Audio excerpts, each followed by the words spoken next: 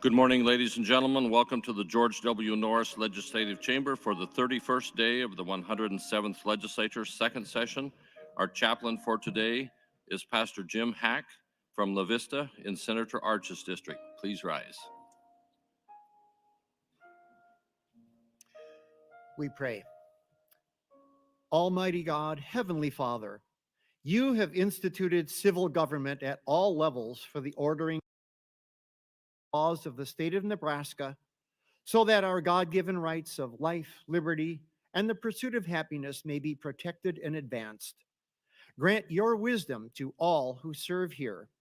May they serve with courage, integrity, and humility, aiming to protect the least of these with justice and righteousness, according to your immutable laws.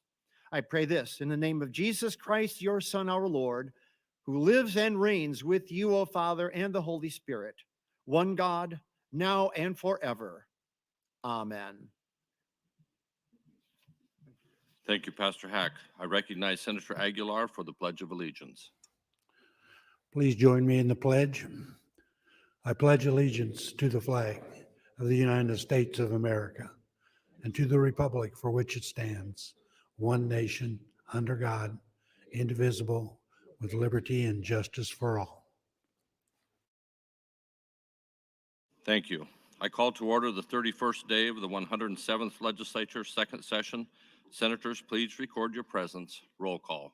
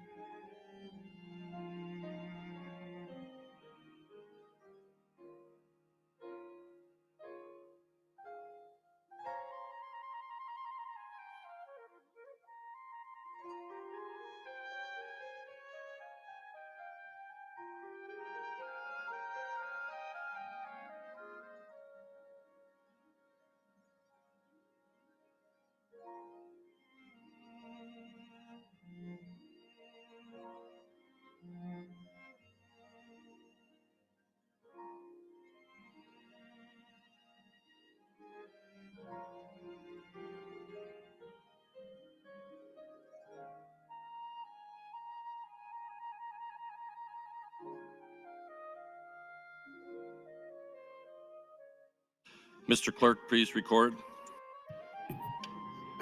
I have a quorum present, Mr. President.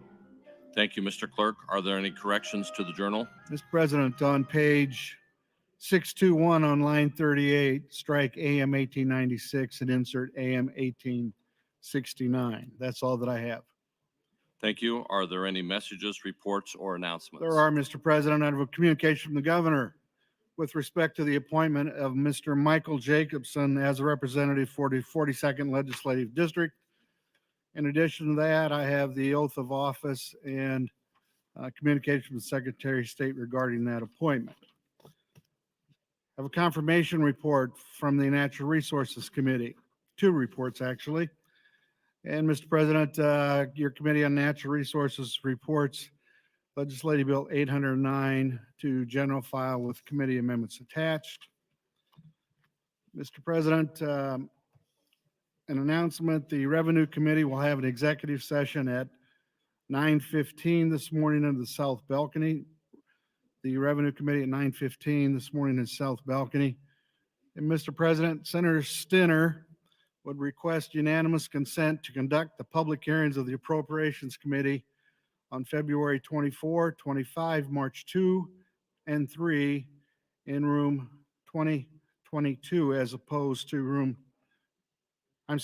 March 2 and 3 in room 1525 rather than room 1003. Without objection, so ordered. That's all that I have, Mr. President. Thank you, Mr. Clerk. Speaker Hilgers.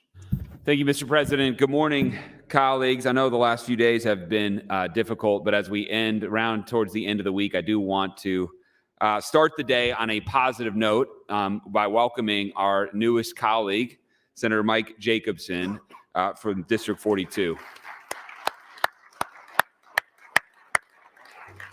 You will all get the chance to know him over the next 30 or 29 working days, but I thought I'd give you a little bit of a head start on his background. Senator Jacobson was one of 8 children and grew up on a sharecrop farm in Clay County. He put himself through college at the University of Nebraska-Lincoln, where he majored in ag economics and ag education. After graduation, he and his wife Julie moved back to Clay County, where he farmed and began a teaching career at Red Cloud, Nebraska. In 1980, he joined City National Bank as an ag loan officer and later transferred to the National Bank of Commerce in Lincoln as a senior vice president and manager of the correspondent banking division. In 1994, Mike transferred to North Platte to manage Western Nebraska National Bank before leaving to charter Nebraska Land Bank in 1998. Mike is a former chairman of the Nebraska Bankers Association and former president of the Ag Builders of Nebraska. Senator Jacobson started his civic engagement as a young man in 4-H and state FFA officer. Since living in North Platte, Mike served as chairman of the North Platte CRA, chairman of the North Platte Airport Authority, and Great Plains Health Board of Directors. He's also a member of the Sunrise Rotary Club and teaches financial literacy classes to local high school seniors. I know, on a personal note, I know many of you have met Senator Jacobson. I've known him for a number of years. I think all of you know his daughter, Mary, and how great of a person she is. And I will tell you, almost part of the family in my office, Denny, who you all know, is going to be part of his family come June when he marries. He'll be his new son-in-law come June, assuming Denny doesn't screw it up over the next couple of months. With that, I've asked Senator Jacobson to see if he would say a word of welcome. And so, please, Senator Jacobson.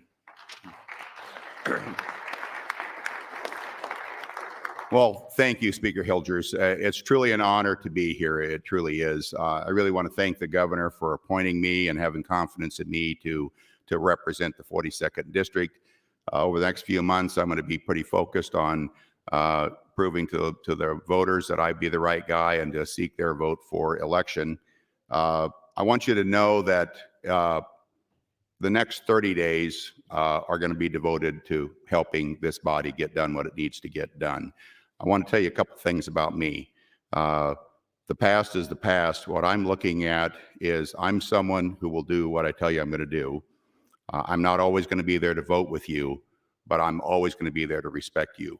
And you should expect nothing less from me. So thank you. I'm honored to be here.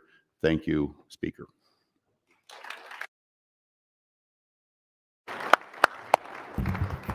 Thank you, Mr. President. Senator Clements would like to recognize Dr. Dale Michaels of Walton. He is serving us as the family physician of the day today on behalf of the Nebraska Academy of Family Physicians. Dr. Michaels, if you would please rise to be recognized by your Nebraska Legislature.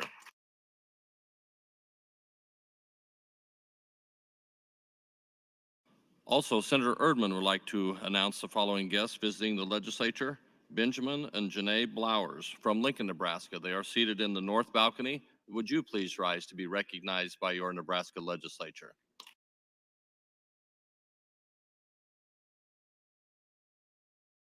Thank you for coming. Mr. Clerk will now proceed to the first item on the agenda.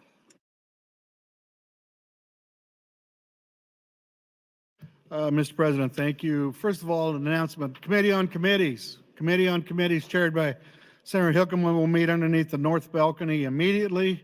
Committee on Committees, north balcony immediately. Mr. President, returning to Legislative Bill 939, originally introduced by Senator Linehan.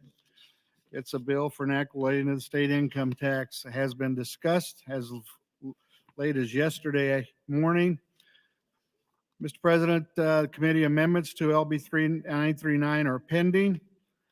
Senator Matt Hansen had an amendment to those committee amendments. Senator, I understand you want to withdraw. Mr. President, with that action, Senator Michaela Cavanaugh would move to amend the committee amendments with AM 1856. Senator Lanahan, if you'd like to take a couple minutes to refresh us on 939 and 1780, please. Thank you, Mr. President. Good morning, colleagues. So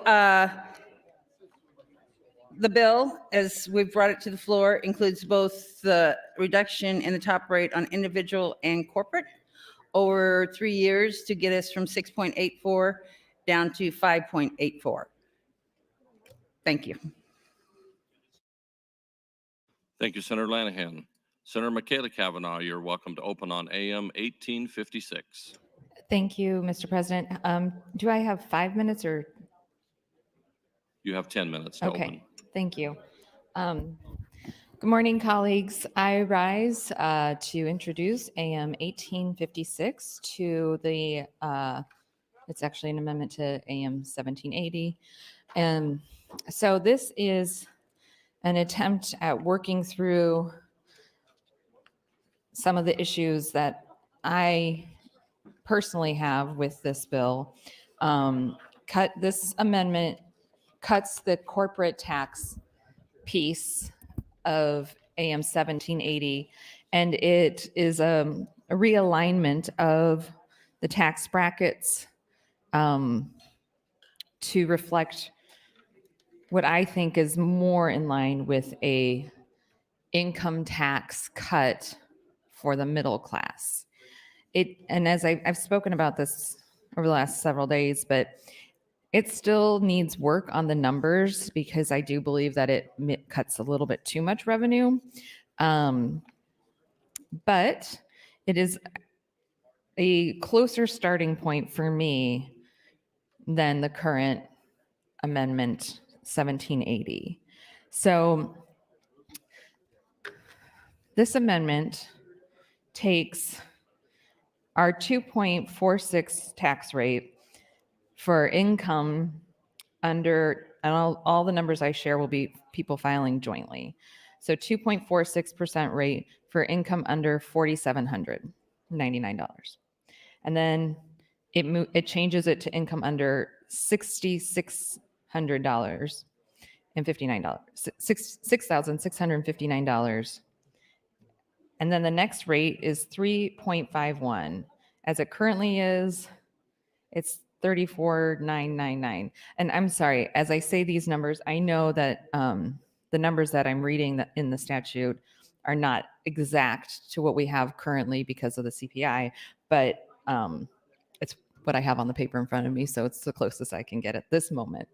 Okay, so the 3.51%, it's currently at $34,999.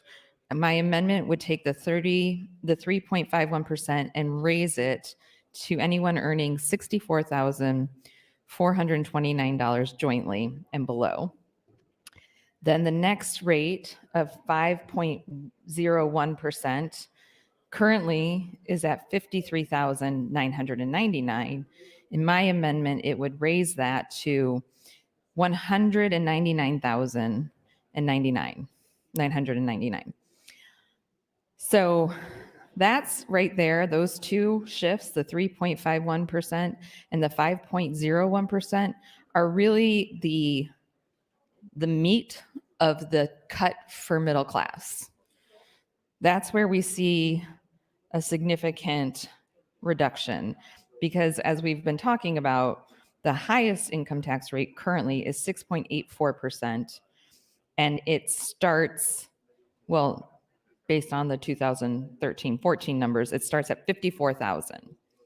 So we are cutting, in my amendment, 1.83% or more for individuals that make between $200,000 and $64,000. And to me, that's what a middle class income tax should look like. It does raise the tax. We have at another level at 6.51% is anyone who makes $999,999 and below. And then the top rate is 8.01%. And that is for anyone who makes $1 million filing jointly or more. And of course, this is, that doesn't mean that you pay 8.01% on $1 million. That's not how our income tax bracket works. If you make $1 million, and that's your federally adjusted gross income, you are paying the other tax rates at all money underneath that. So you are paying 6.51% on all money that you have, all of your income that is between $999,999 and $199,999. $1,999,999. So that's 6.51% on that income alone. And you are also paying 5.01% on income between $199,999 and $64,430. So again, it's a graduated stepping up of the tax. So you're not paying 8.01% on the entire amount. You're paying it over a stepping up to that point. And I believe I said yesterday, and I apologize because I can't find where I put my paper. One moment.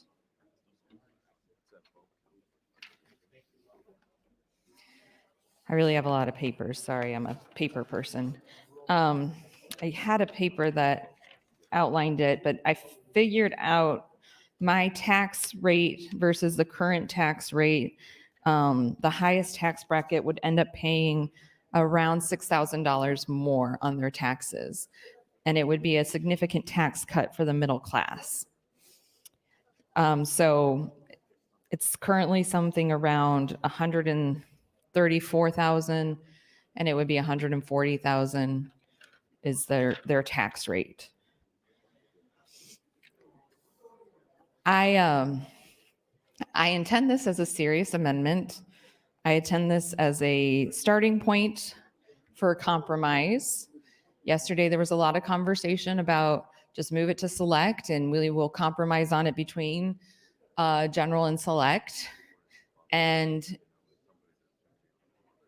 for me, if we're not going to get rid of the corporate income tax, then there's no compromise. We did the corporate income tax last year, and one of the more infuriating things about this bill is that it goes back to the corporate income tax that we just did last year. That was a compromise last year. And it just signals to me and to the people of Nebraska that when we make an agreement in this body, we don't have to stand by our word. We don't have to like it. I know that the compromise isn't something that people liked last year. I didn't like it, but it happened. And now we're going back and trying to just keep digging away at that. The very next year, we're still on the same biennium, and we're doing it. So I hope that this body takes a look. I think we've got maybe like 50 minutes left on this debate. I hope that you all take a look at AM 1856. Please feel free to ask me questions. I intend it as a serious amendment, and I hope that it will be added on and moved to select. Thank you. Thank you, Senator Kavanaugh. Colleagues, Senator Mike McDonald would like to announce 100 Nebraska State AFL-CIO union members. They are seated in the north balcony. If you would please rise to be recognized by your Nebraska legislature.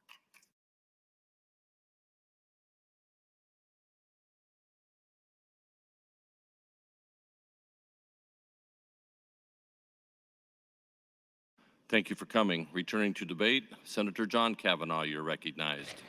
Thank you, Mr. President. So I was sitting here while Senator Michaela Kavanaugh was introducing the amendment and doing some quick math, so I'm not quite up to speed about this amendment. I think in principle, it is more in line with what I'm interested in than where we have been to date. So I just did the quick math on how this amendment would affect an individual making $64,430, which, to refresh everybody's recollection, that number, $64,430, is the top income for a married couple filing jointly of your taxable income, which means if a married couple filing jointly, that's a household federal adjusted gross income of about $78,000. So the amount that somebody would get in Senator Michaela Kavanaugh's AM 1856 would be a tax cut of $367 off of what was their current liability at that point of $2,558. So it's a pretty substantial tax cut. I know people have, in this whole conversation, sometimes we get lost in the weeds about how much is real money to real people and those sorts of things. A $367 tax cut to somebody whose W-2 income is $78,000 is real money. And I haven't done the math all the way through on this amendment, but it does have a tax increase for those folks over $1 million, or it has a bracket increase, I guess, if we're talking about how the taxes actually work and that shift. Individuals in that top bracket, the $1 million plus, as opposed to getting that $9,000 tax cut that is under AM 1780 and LB 939, they would at least get that benefit of the lost my calculator here, I think it was $367, plus any benefit as a result of the shift for those other portions in the tax structure throughout, where the tax brackets of the 5.0, 5.01 were shifted up, and I think the 6.84 was cut down to 6.3, if I remember. So there are tax savings throughout for everyone, all the way up to the $1 million before that new bracket gets put into place. I know Senator Michaela Cavanaugh mentioned that she has looked at the numbers, and it does have a high expense, and that is interested in modifying the cut to be more within I guess, the budget. And so I'd be interested to see how those numbers, ultimately where these things come down of every tax bill, of course, is a small change in the numbers. This is a 1.5% reduction in taxes for individuals making between $39,990 and $64,430, and that adds up to be $367. And then obviously you can go through and do the math and see how much that would actually cost in those tax brackets. But these small shifts, one way or the other, make a substantial difference to individuals, but also make a substantial difference to our state revenue. And so it is important to find the right places to make those changes, the ones that affect the most Nebraskans, and have the most positive effect without breaking the budget. And so we need to be conscious of those as we make those decisions. But again, I would draw your attention to the handout, if people still have it, from that Senator Friesen handed out a couple days ago from the U.S. Census Bureau.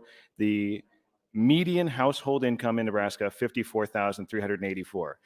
A median household income of $54,384 would not get any tax cut under AM 1780 or LB 939, but under 1 minute. AM 1856, they would get not that full $367, but they would get a tax cut for the difference between the $39,990 and their $54,000.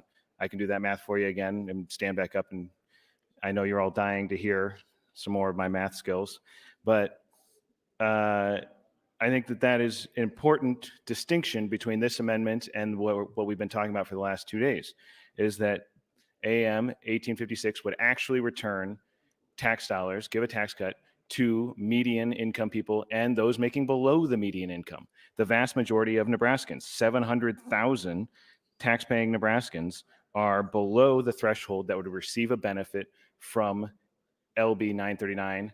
I don't know where the difference is, or if everybody gets a tax cut under AM 1856, but I will continue to look at it, and I'll push my light again. Thank you, Mr. President. Thank you, Senator Cavanaugh. Senator Matt Hansen, you're recognized.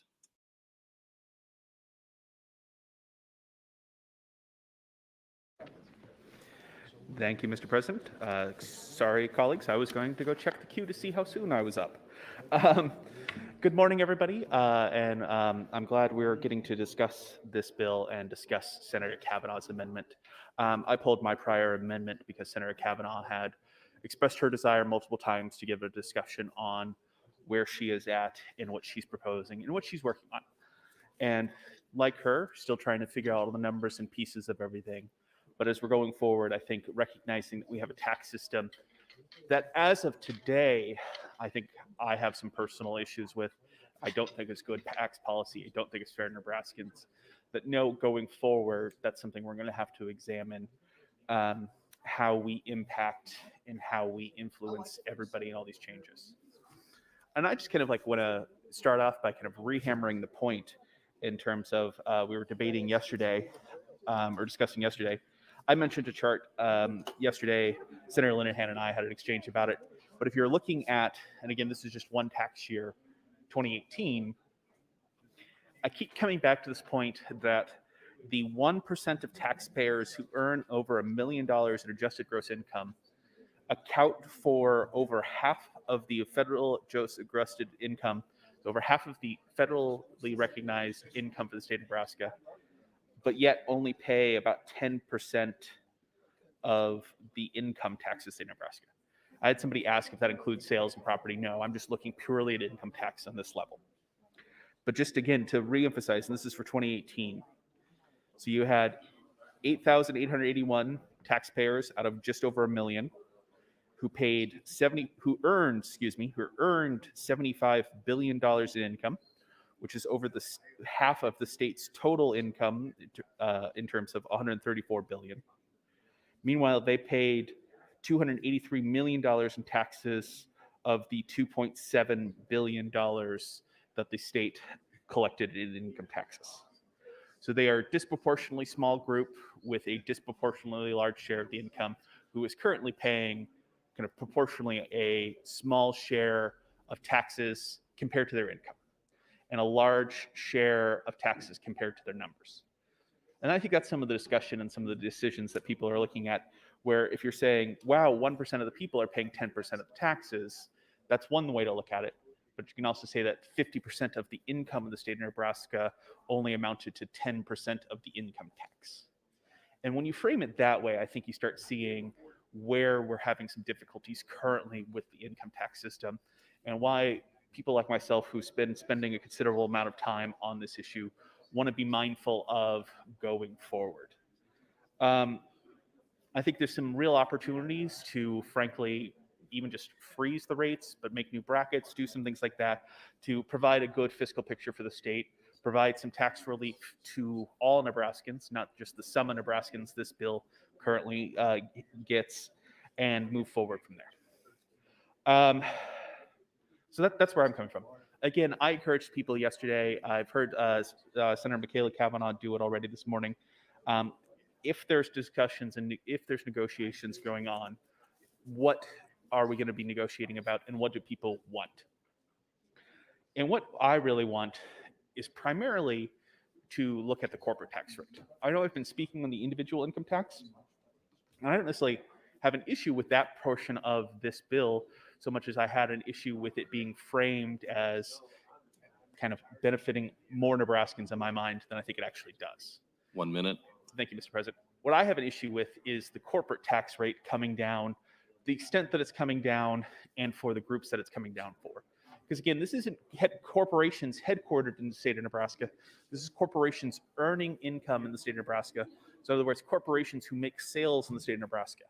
And colleagues, I think we all know and all recognize, as long as the consumer base is here, they're going to make the sales in the state of Nebraska. Like I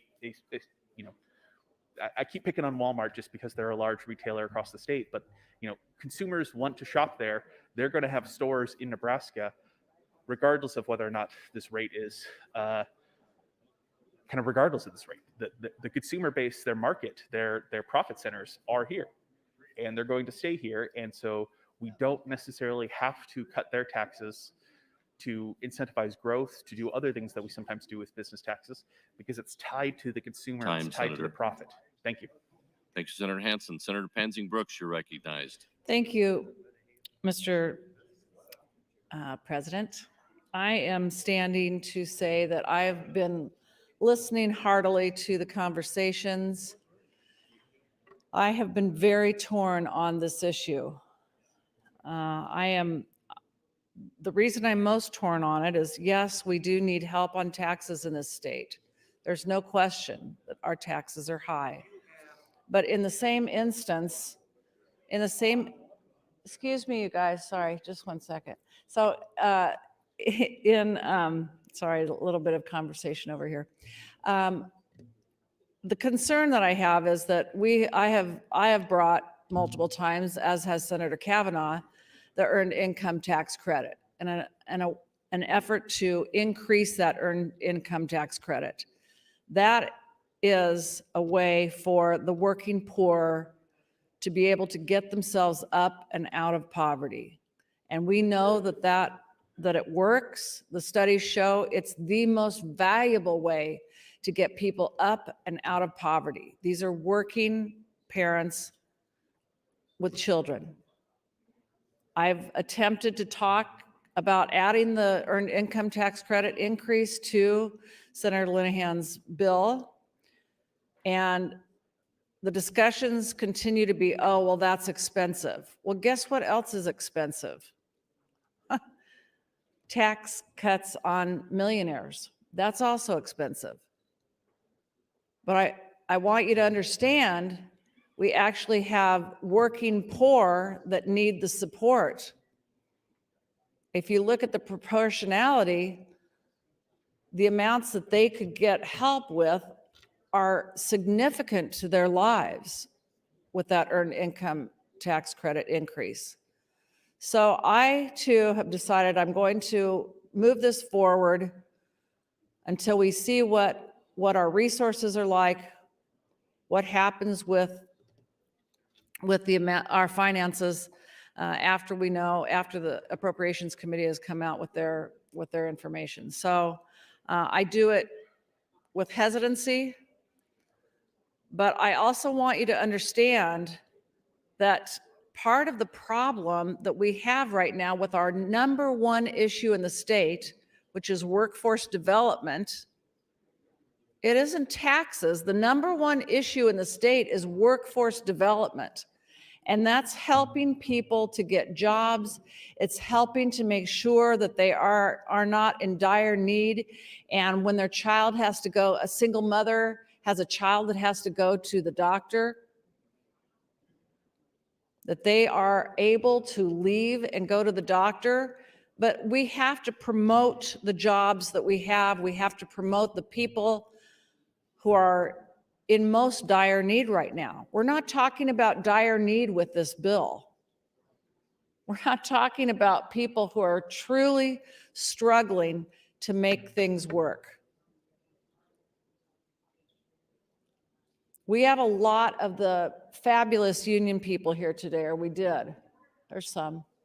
And, they are the blood and soul of our state. They are the ones working to keep our businesses thriving, to keep us working, to make sure that we have an economy that is strong. And yes, the people in the upper income tax brackets are also doing that. But you cannot forget 1 minute. the middle class people, the people that are struggling more, the people that are working day in, day out. No more, I hear people saying, oh, well, but we just work so hard. Please go talk to a union member and then tell me how much harder you work than they do every day. They are the salt of our state. They're everything that makes this economy and this state strong. I will move this forward to select file and then see where the numbers are and what we can do to add the earned income tax credit and take care of our working poor. Thank you, Mr. President. Thank you, Senator Pansy Brooks. Senator Michaela Cavanaugh, you're recognized. There's no outbreak from the, let us do our job, please. Thank you, Senator Pansy Brooks. Senator Michaela Cavanaugh, you're recognized. Thank you. I appreciate that sometimes the enthusiasm can get away with us. First of all, I was remiss in my opening comments. I would like to welcome our new colleague, Senator Jacobson. It is nice to have you here. And I look forward to getting to know you. And as Speaker Hilgers mentioned, your daughter is delightful. So I introduced a bill this year after conversations last year about taxes and tax cuts. And it seemed like a lot of individuals in this body thought that I was against tax cuts. I am not against tax cuts. I am very much for tax cuts, but they have to be serving a specific population of people for me to support them. So many people in this state and in this country have accumulated wealth off of the people who work for them. So I don't believe in giving them more tax cuts. Corporations, since I have been here, have gotten a massive tax incentive program. They have gotten corporate tax cuts. We keep finding ways to give people who I know are cash poor and land rich, but they keep getting tax cuts. But we can't do things for the lower and middle class.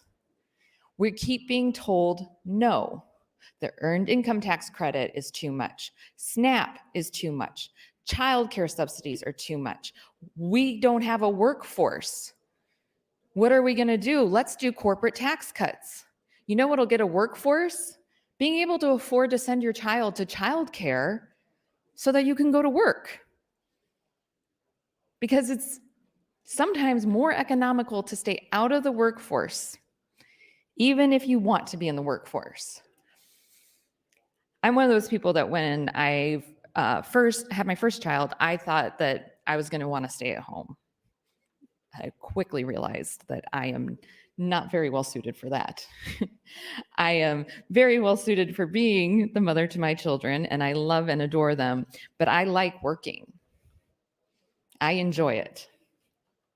And so it's something that even when it's not economical to send my child to childcare, I have found ways to make it work, but it's hard. And which is another reason that I'm super, super, super grateful for public schools, because my two oldest now go to public school and not childcare. So every cent that I spend on my property taxes is well worth it for me. But I'm really tired of being asked to give the wealthiest people in this state the most. And when we give them money back, when we give them tax incentives, it's not their money that we're giving them. It is the working poor. And we just keep taking from the working poor. And we keep putting value systems on these individuals. Are they working hard enough? Are they working enough hours? Well, are they just lazy? Is that why they're not having a job? Why can't they show up to work on time? Oh, because a car is too expensive, and you have to have a car in Nebraska, even in Omaha, to get around. There's been so much 1 minute.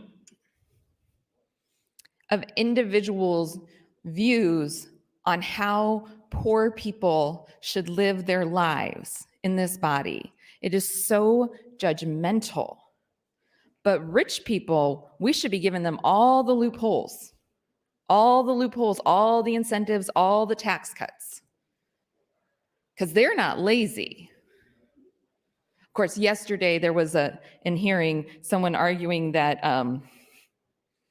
that millionaires, if we pass Senator McAllister's bill, the millionaires would game the system and get SNAP benefits because one did it in Minnesota to make a point that he could, which I first of all find disgusting that somebody would do that, but also I'm willing to risk those things. I'm willing to risk bad millionaires doing things to support the working poor.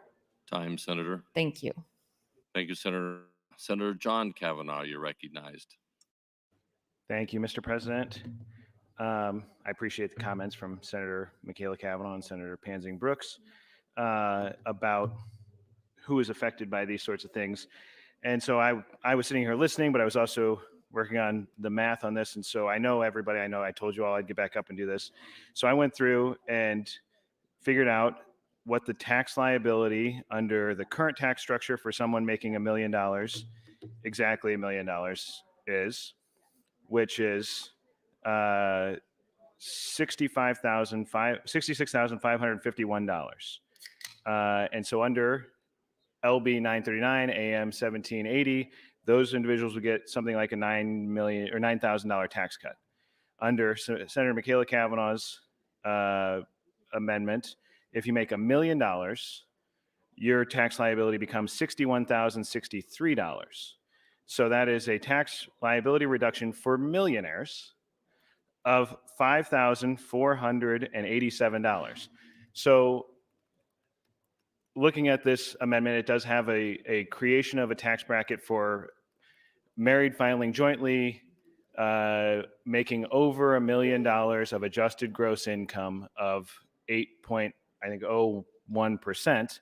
So individuals making above that would have to be making quite a bit above $1 million, and I will continue to do that math to find out where the break-even point for someone would be, I guess. But nonetheless, the virtue of AM 1865 is it gives an actual tax cut to the people we've all been talking about for the last couple of days: median income households, middle income households, working people who make less than $100,000.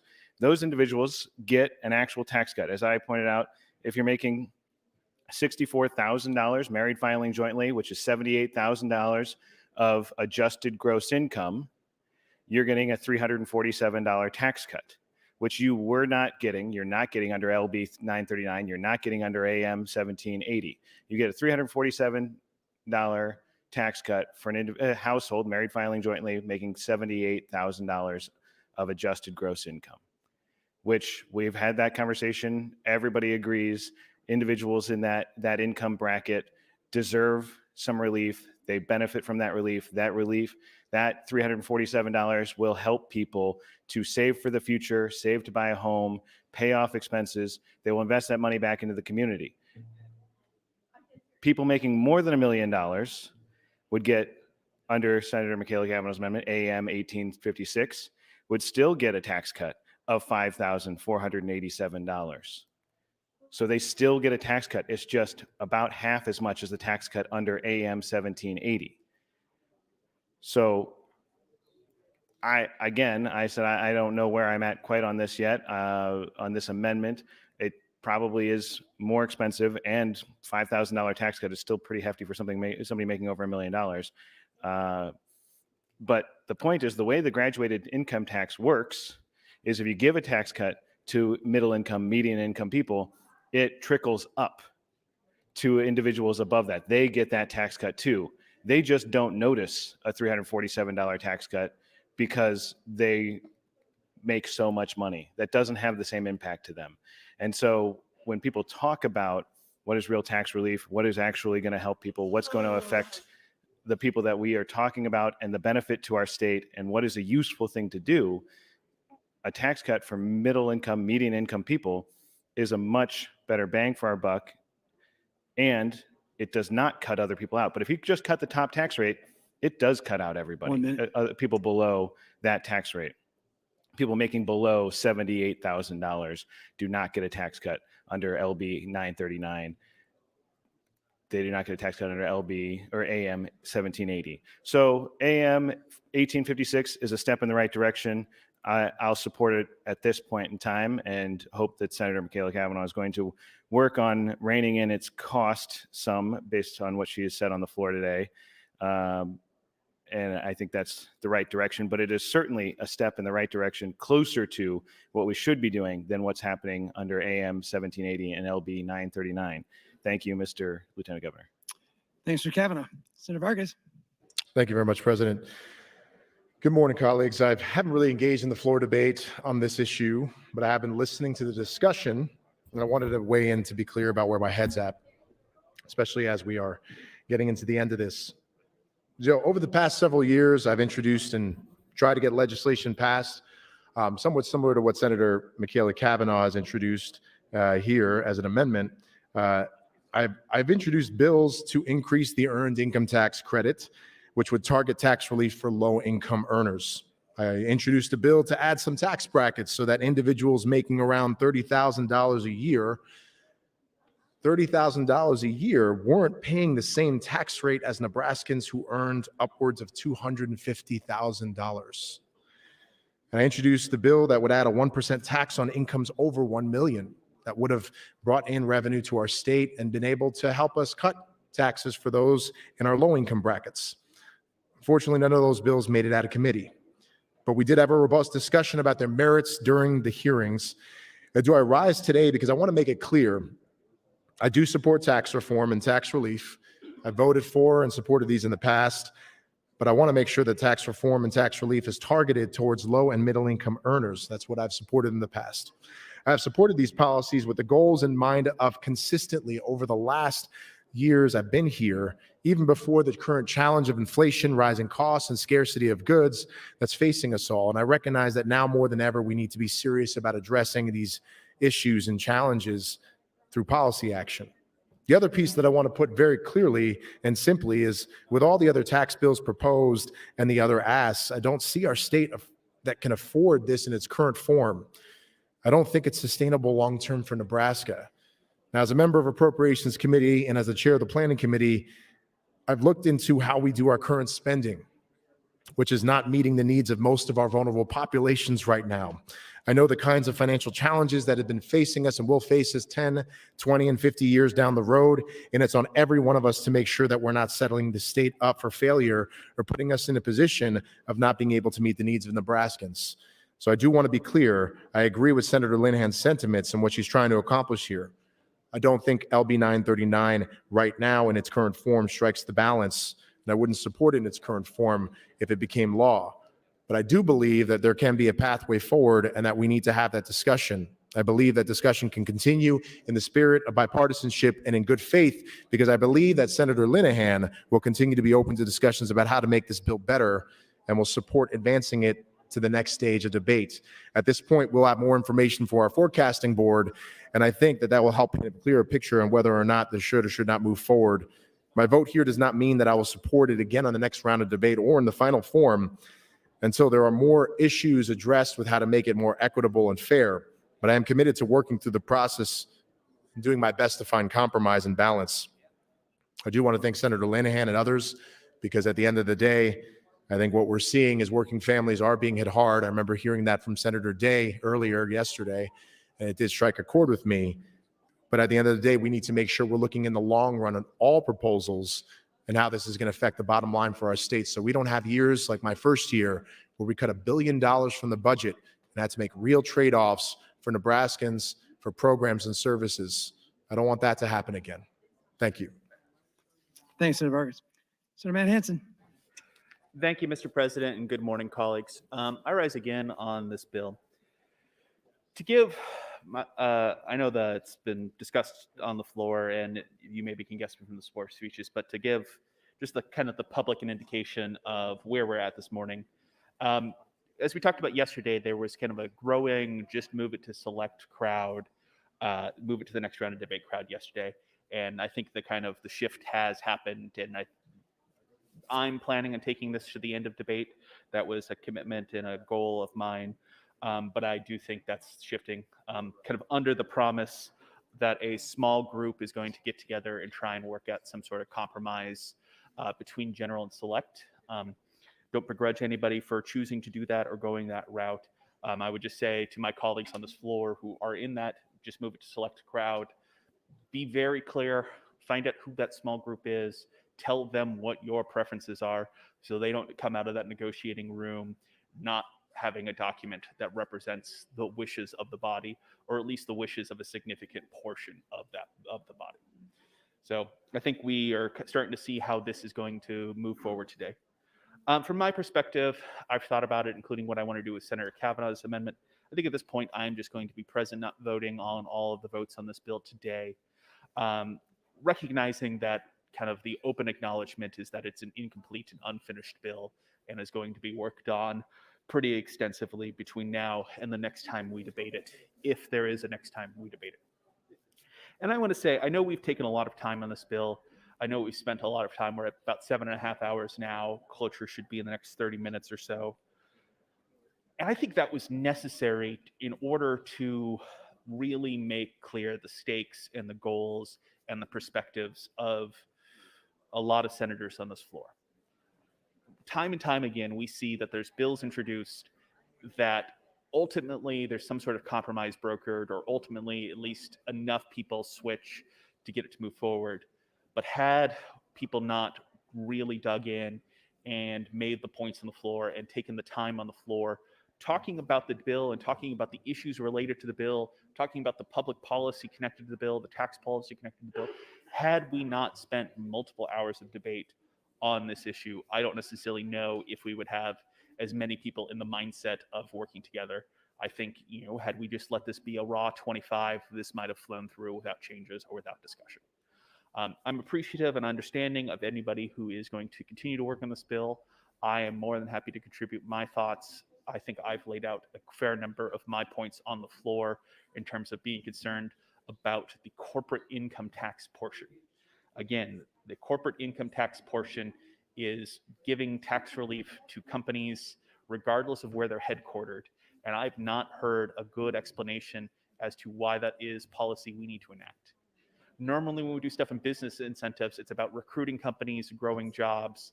This is just talking about lowering their taxes. And in fact, we're not talking about it much. We're really focusing on the individual income tax, despite the corporate income tax cuts being a larger percentage cut. So colleagues, that's kind of the lay of the land. I know we'll get to a vote and move forward here. I plan to keep talking and make sure we keep going. And I will let everybody know that honestly in select, if there's not some consensus and there's not some changes, especially to the corporate side, to frankly, in my mind, business giveaway side, we're really going to have to continue to focus and place scrutiny on this bill. So with that, as I said, I plan on being present, not voting on all the issues today, recognizing that this bill is incomplete. Thank you, Mr. President. Recognizing this bill is incomplete, that it is hopefully going to change drastically. That is, if it survives today. With that, Mr. President, thank you. Thank you, Senator Hansen. Senator Michaela Kavanaugh.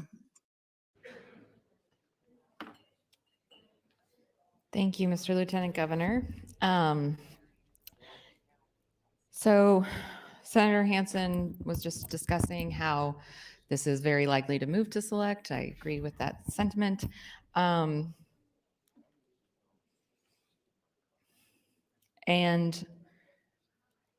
individuals want to work on a compromise.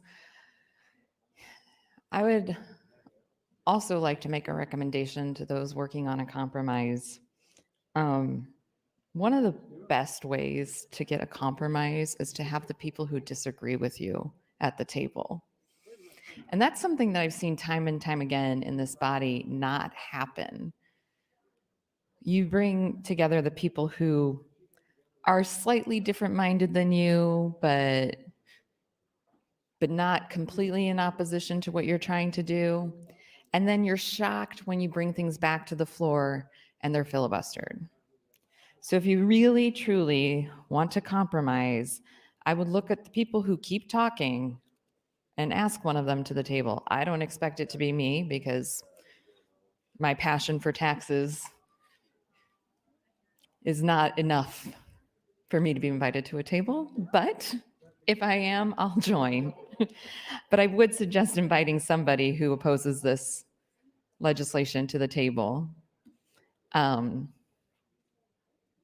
Even more than one person if you want it to actually move forward and frankly to make better policy. That's something that I've learned during my time here is that anytime I want to pass anything, I have to work on it a lot. I have to listen to a lot of people in this body's opinions and make changes accordingly. And then I have to do that like 10 more times. I find when I oppose something in this body, it's just ramrodded and there's no compromise made to make it better. There's no listening to varying opinions. I do hope that those that support this bill will vote for my amendment. I would take that as a sign of good faith that you actually intend to work on this between general and select, though I'm not going to be holding my breath that you will vote for it. I'm continuing to do math as well over here, and when we get to this bill on select, I hope to have new numbers and possibly a new amendment to file. I would like to say if my mom is watching right now, she's probably really proud about how much her children are talking about math because she loves math. And when we were go on trips as children, she would make us all do math to guess what time we would arrive at our location based on the mileage, how many miles it was, plus the speed limit. And you got to pick the restaurant that we went to dinner at if you got the right time. So I once got it right when we went to Colorado, and I picked a restaurant that had paper on the table so that I could draw. I was 9 at the time, but I would still make that choice today. So anyways, a little shout out to my mom and the math skills. Thank you, Mom, for teaching me well. I really want us to focus on, I mean, even with this pandemic, I was just speaking with Senator McKinney, explaining my amendment off the mic to him. And I said, this tax structure, though it still needs, thank you, still needs work, would probably help Senator McKinney and Senator Wayne and Senator McDonald and Senator Vargas and Senator John Kavanaugh's districts. The income taxpayers in their districts would see the greatest return. And those are also where we have a lot of a workforce, a lot of a workforce. Those are the communities that are our workers, our wage earners, our hourly workers. That's a huge impact for them. We need to be doing more to support those workers to have a better life in Nebraska. Thank you. Thanks, Senator Kavanaugh. Senator Hunt. Thank you, Mr. Lieutenant Governor. Colleagues, I'm concerned about the people of Ukraine this morning. Last night, I was up until almost 4 a.m. watching the news and reading accounts from Ukrainians and Americans in Ukraine, and we were all able to read how Russian President Vladimir Putin appeared to threaten the unthinkable. He said to anyone who would consider interfering from the outside, if you do, you will face consequences greater than any of you have faced in history. All relevant decisions have been taken. I hope you hear me. In Russia, hundreds and hundreds of anti-war protesters have already been arrested, and Putin has launched offenses in city after city in Ukraine. He's launched air assaults on airports and universities and train stations that civilians were using as bomb shelters. There have already been untold casualties, hundreds. And the information chaos that he's sown in the West and in the United States is not some weird coincidence. It was all part of the plan to get here.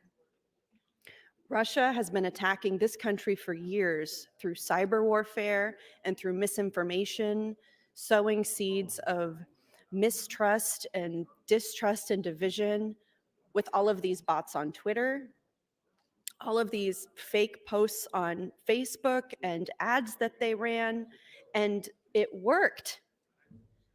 This is a type of warfare too, and it worked. And it's reflected by our behavior here in the body. 70% of Republicans still maintain today that Joe Biden was not a legitimately elected president of the United States. Those results are according to the most recent USA Today poll of US registered voters. 70% of Republicans. There's a straight line between Russian disinformation that's been spread online and that number of 70% of Republicans who have rejected this democracy. It worked. His plan is working. And part of the reason it works is because we spend our time in our state legislatures all over the country and here talking about tax cuts for people like Mark Zuckerberg and limiting school curriculum and infringing on women's rights, instead of building a vision for the future that is worthy of the promise of this country, that's worthy of the vision of the city on the hill of this country. Just look at the types of things that we debate in this body. There are not things that move us toward bringing the future into being. They are things that are selfish and small-minded and short-term, that benefit the wealthy, that keep the status quo, that don't challenge the world order and say, instead of going along in the stream, just like we've been meant to by people like Vladimir Putin and by countries like China and Russia who have sown so much disinformation that have made us so mistrustful of each other,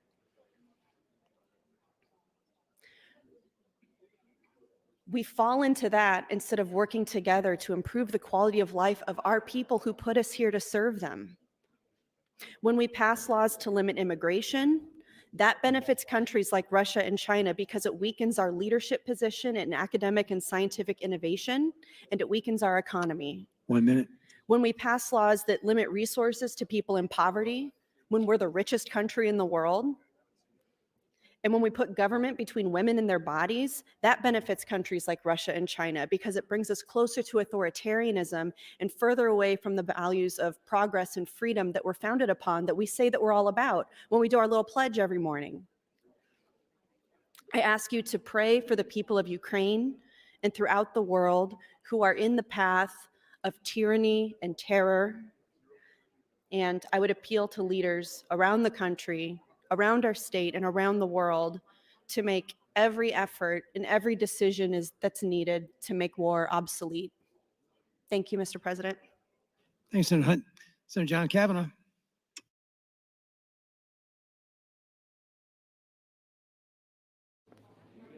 Thank you, Mr.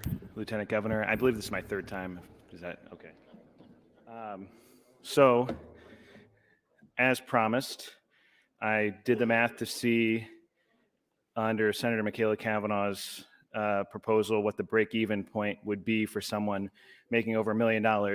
And coincidentally, it would be $1,064,000 is what your income would have to be before you start paying more under Senator Michaela Kavanaugh's millionaire increase tax, the 8.01% increase.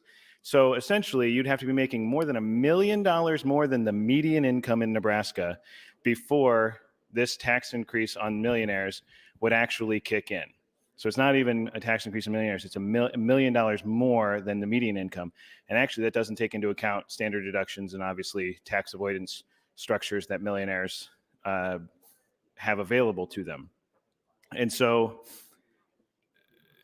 as I said, I generally supportive of 1856 because it gives actual tax relief to median income households, people who are working. It gives a substantial tax cut, $347 to someone making $78,000 of adjusted gross income, married couple filing jointly, and obviously would give more tax relief for other individuals based off of the shift in the tax structure. So it is still, if you're making less than $1,064,000, but we'll add on the adjusted gross income standard deduction of $14,000. So $1,078,000. If you're making less than that, you get a tax cut. Anybody making less than $1,078,000 gets a tax cut under AM 1856. $1,078,000 of adjusted gross income gets a tax cut under AM 1856. That tax cut for the person making $1,078,000 is less than the tax cut for somebody making $78,000. And that makes sense. That's fair. That is tax relief across all income deciles, I think is the word. If you look at the chart here, they divide out all the income levels into deciles, which is 10 levels of income, the highest one being $1 million or more. So if you were even in the highest decile in Nebraska, you still get up to a $5,487 tax cut under AM 1856. So again, this is a better structure. It's not perfect.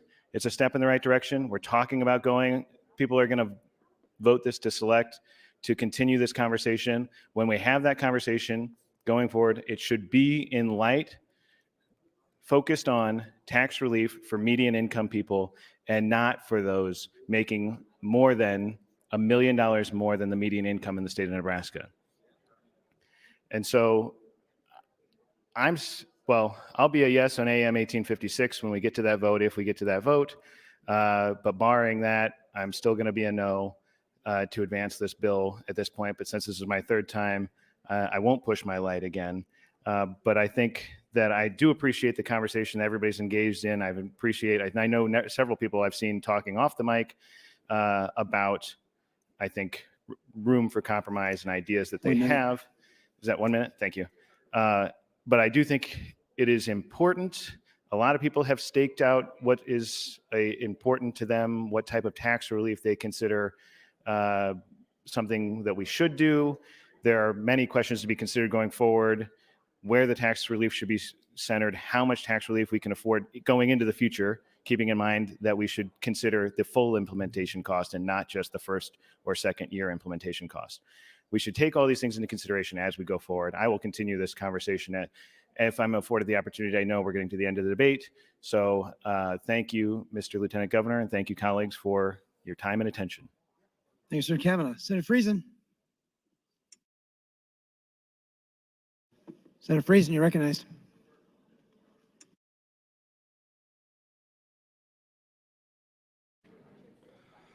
Thank you, Mr. President. So we've been having a good long discussion about tax policy and where we're going to head in the near future here, and I will be voting to send this on to select. I think we have an opportunity this year to reach some compromise. There have been numerous suggestions on the floor already, and so I have, up till now, been opposed to moving this forward, but through the discussions we've had with numerous parties, I feel more comfortable in being able to say, let's move it to select to give us a little more time to come to some sort of compromise that we might work out these differences and get something moving to final reading this year. And so with the really tight timeline that we're on, alternatives are not really there. Let's see once if we can all compromise on this issue, see if we can reach some agreement to where we might move forward and provide tax relief for Nebraska. And with that, I will be supporting the bill to move it to select, and hopefully that's where we can reach some agreement on the technical parts of the bill and we can move it forward. Thank you, Mr. President. Thanks, Senator Friesen. Senator Kavanaugh. Thank you, Mr. Lieutenant Governor. I don't know what time we end on this. Another 10 minutes, Senator. Okay, thank you. So then this will likely be my last time speaking on this amendment. So I just want it stated for the record that I listened to Senator John Kavanaugh when he did his math this last time on the microphone, and he is correct and I was wrong. My tax bracket does give approximately a $5,000 tax cut to millionaires. So thank you, Senator John Kavanaugh, for your impeccable math skills. They should be applauded. Your mother would be proud. So yeah, I mean, I've said that this amendment still needs work, and I'm not saying that it needs, like, we need to get rid of that $5,000 tax cut for millionaires, but it is a significant shift to impact lower income families, which, if we're going to do tax cuts, that's who I want to see the impact going to. We already have wealthy people here. We already have corporations here. What we don't have is a workforce. Workforce, workforce, workforce, workforce. Why don't we have a workforce? Why can't we keep a workforce? Well, millionaire tax cuts isn't going to keep a workforce here. But an income tax cut for middle wage earners is certainly going to help. It certainly at least will help stabilize our workforce. If we want to grow our workforce, we need to invest in our workforce. We need to increase access to services, SNAP, childcare subsidies, Medicaid postpartum. We need to be a welcoming place. Definitely change the tourism logo from "it's not for everybody," because that is just like an enormous red flag. I moved back here in 2011 from Washington, D.C. I did not look at what the income tax rates were here. I did not look at what the property tax rates were here. I moved back here because my husband and I wanted to have a family, and we wanted to be near family. And that was more important to me at that moment in time than moving back to a state that has higher income taxes and higher property taxes. Let me just tell you, I don't even know what the property taxes are in Washington, D.C., but my apartment, my one-bedroom apartment, was twice what my mortgage is now. So I was never going to be able to buy something in D.C., regardless of how low the income or the property taxes were. But now that I'm here and I'm settled here and I have my family here, I just want to make this a place that people want to be, where the working man and woman wants to be. And corporate tax cuts are not going to do it. It just sends the message to working class people that we're a corporate welfare state. The only thing we care about is tax incentives for corporations, tax cuts for corporations. What more can we do for corporations? What more can we do for the wealthy? We won't provide services for Nebraskans. We had our gubernatorial administration slow walk, the slowest of walk ever, to implement Medicaid expansion that was voted on by the people of Nebraska. The people of Nebraska wanted that. And it took 3 years. And of course, the first application for it was complete nonsense because they knew that it wasn't going to go. So they had to change the application to actually do what the people of Nebraska asked them to do. And thankfully, we now have Medicaid expansion in Nebraska, and we have it the way that the voters voted for it. Maybe we just need to put all of these things to a vote of the people. Maybe we should just send this out on a ballot. Do you want corporate income taxes? Vote for it then. That's time, Senator. Thank you. Thanks, Mr. Kavanaugh. Senator Matt Hansen. Thank you, Mr. President, and good morning again, colleagues. If I've counted and timed everything right, I think I'm the last or one of the last speakers today. I want to say, and I've mentioned this on other bills, including that I've kind of peeled off on other bills, that obviously I've been heavily involved in this debate. And I don't like taking bills to cloture if I don't have a shot at stopping them. And for most of this time and for most of this debate, I did really think I had a shot at stopping this, because I don't think there was initially the desire to compromise or change. I think the goal was to get all of these pieces together. That has shifted as of this morning. If people would like to vote this bill down right now, it wouldn't upset me, but I understand several of the key people have explained their positions on the microphone this morning, and we can go from there. I do want to talk about going forward. I think we've got some opportunity to discuss some non-tax bills and some non-spending bills coming up, or at least non-major reforms or changes. So I think that'll be good. We'll finally let my seatmate Tim Gregard off the on-deck circle and actually step up to the plate, and we'll get some agriculture policy going. With that, I just kind of wanted to address again the thing I'm struggling with is that a considerable portion of this bill, as represented by the revenue amendment, is a corporate tax cut, and a corporate tax cut on specifically corporations who earn income in the state of Nebraska. And because how we do sales, it's all corporations that sell things or make profits in Nebraska. And I'm sure more nuanced in other provisions too. Colleagues, we've focused a lot, and a lot of the debate is focused on the individual income tax. I think that's something we can make progress on. I think that's something we can do some scrutiny, and I think that's something we can make progress on. But if we are going to insist on giving, frankly, in my mind, something that doesn't have a lot of good policy reasons for it, at least not a lot of good policy reasons that I've heard in the debate, that's just a giveaway to largely out-of-state and sometimes Fortune 500 companies, I don't see why we would do that, especially when we talk about all the other funding priorities of the state.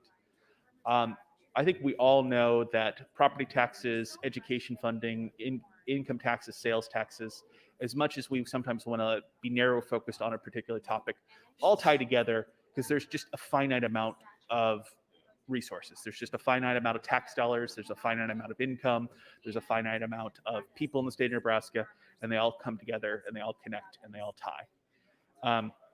Looking forward, I would hope that any discussion and any compromise that comes out of LB 939, again, if it survives in the next few minutes, focuses on providing tax relief to all Nebraskans in all tax brackets, not just the highest tax bracket, and doesn't have a heavy focus, or preferably has no focus on giving out-of-state corporations and other significant tax breaks. We have a lot of things we can do. There are a lot of Nebraskans that we can give tax breaks to. There's a lot of Nebraskans I would want to give tax breaks to. But if we're only going to do it for the highest bracket, and we're also going to staple and attach a corporate tax giveaway to it, that's where you're getting my frustration and my opposition. I would love to work on income taxes. I've been supportive of, income taxes in terms of retirees and Social Security. I think the body's made some progress in that area. But again, if we are going to continue to do this really business-focused, kind of at the expense, or at least not focus, the ignoring of working Nebraskans, that's going to be very difficult. Again, the lowest tax brackets under this bill aren't proposed to get any sort of tax relief. Because of how it's structured, most Nebraskans are in the top tax bracket, so I recognize it would help a lot of Nebraskans.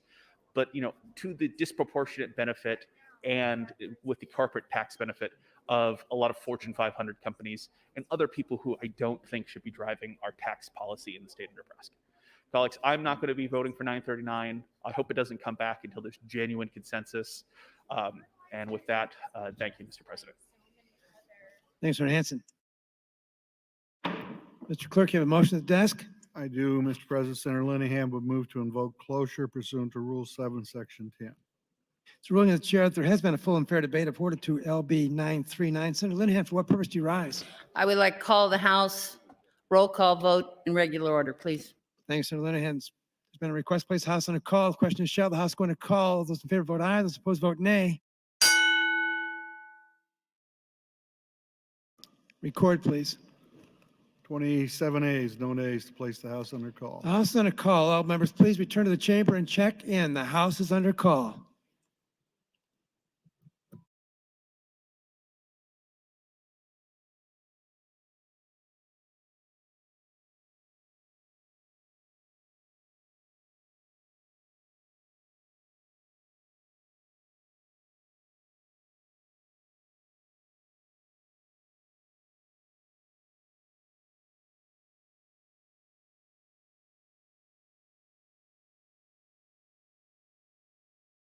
All members, please return to the chamber and check in. The House is under call.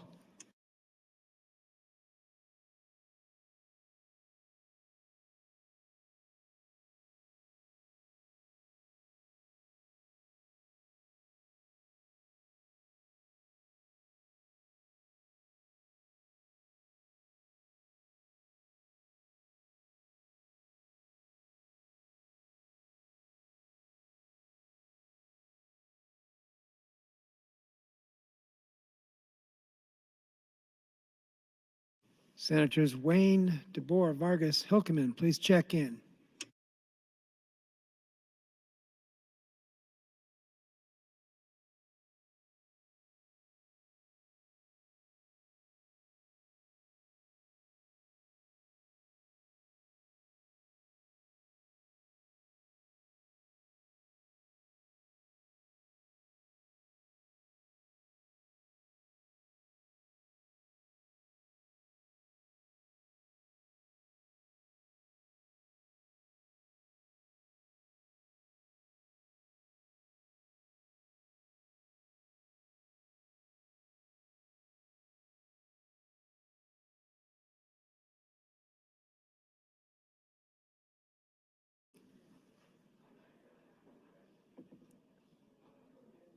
Senators Wayne and Hilkeman, please return to the chamber and check in.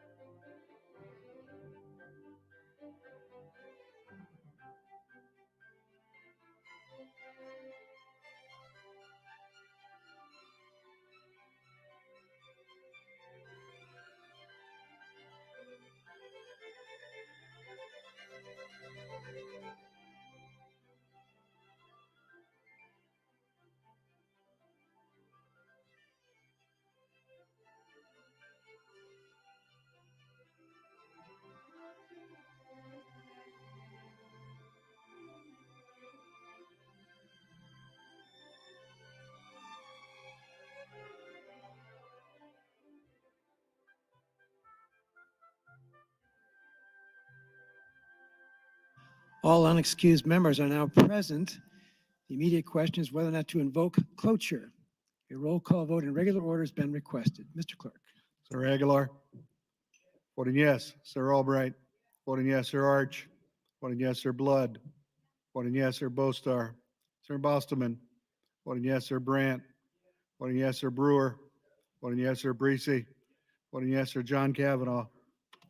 Not voting. Sir Michaela Kavanaugh. Not voting. Sir Clements. Voting yes. Sir Day. Voting yes. Sir DeBoer. Voting yes. Sir Dorn. Voting yes. Sir Erdman. Voting yes. Sir Flood. Voting yes. Sir Friesen.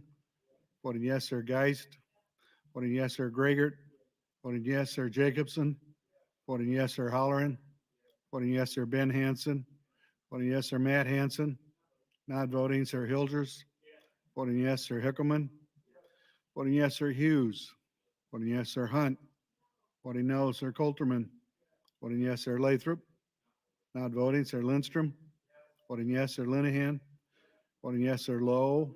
Voting yes. Sir McAllister. Voting yes. Sir McDonald. Voting yes. Sir McKinney. Not voting. Sir Morfeld. Sir Moser. Voting yes. Sir Merman. Voting yes. Sir Pauls. Voting yes. Sir Pansy Brooks. Voting yes. Sir Sanders. Voting yes. Sir Slama. Voting yes. Sir Stinner. Voting yes. Sir Vargas. Voting yes. Sir Walls. Voting yes. Sir Wayne. Voting yes. Sir Williams. Voting yes. Sir Wishart. Voting yes. 41 ayes, 1 nay, Mr. President, to invoke cloture. Cloture has been invoked. The next vote is whether or not to adopt AM 1856. Those in favor of the amendment vote.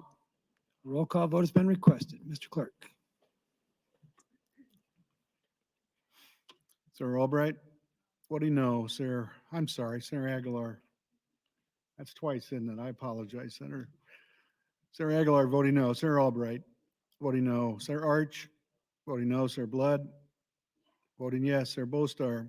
Sir Bostelman voting no. Sir Brandt voting no. Sir Brewer voting no. Sir Breesy voting no. Sir John Kavanaugh voting yes. Sir Michaela Kavanaugh voting yes. Sir Clements voting no. Sir Day voting yes. Sir DeBoer not voting. Sir Dorn voting yes. Sir Dorn voting no. Sir Erdman voting no. Sir Flood voting no. Sir Friesen voting no. Sir Geist voting no. Sir Gregert voting no. Sir Jacobson voting no. Sir Holleran voting no. Sir Ben Hansen voting no. Sir Matt Hansen not voting. Sir Hilders voting no. Sir Hickelman voting no. Sir Hughes voting no. Sir Hunt voting yes. Sir Coulterman voting no. Sir Lathrop not voting. Sir Lindstrom voting no. Sir Linehan voting no. Sir Lowe voting no. Sir McAllister voting no. Sir McDonald voting no. Sir McKinney voting yes. Sir Morfeld Sir Moser voting no. Sir Merman voting no. Sir Pauls voting no. Sir Pansy Brooks voting no. Sir Sanders voting no. Sir Slama voting no. Sir Stinner voting no. Sir Vargas voting yes. Sir Walls not voting. Sir Wayne voting yes. Sir Williams voting no. Sir Wishart not voting. 8 ayes, 34 nays on the amendment. AM 1856 is not successful. The next vote is the Revenue Committee Amendment, AM 1780. Those in favor vote aye. Those opposed vote nay.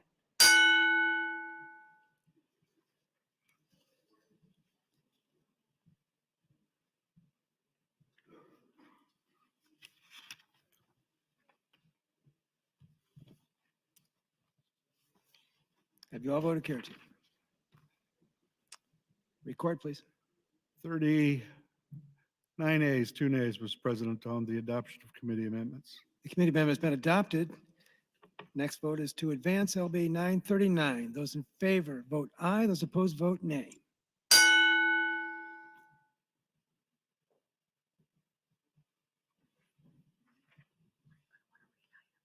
Yes.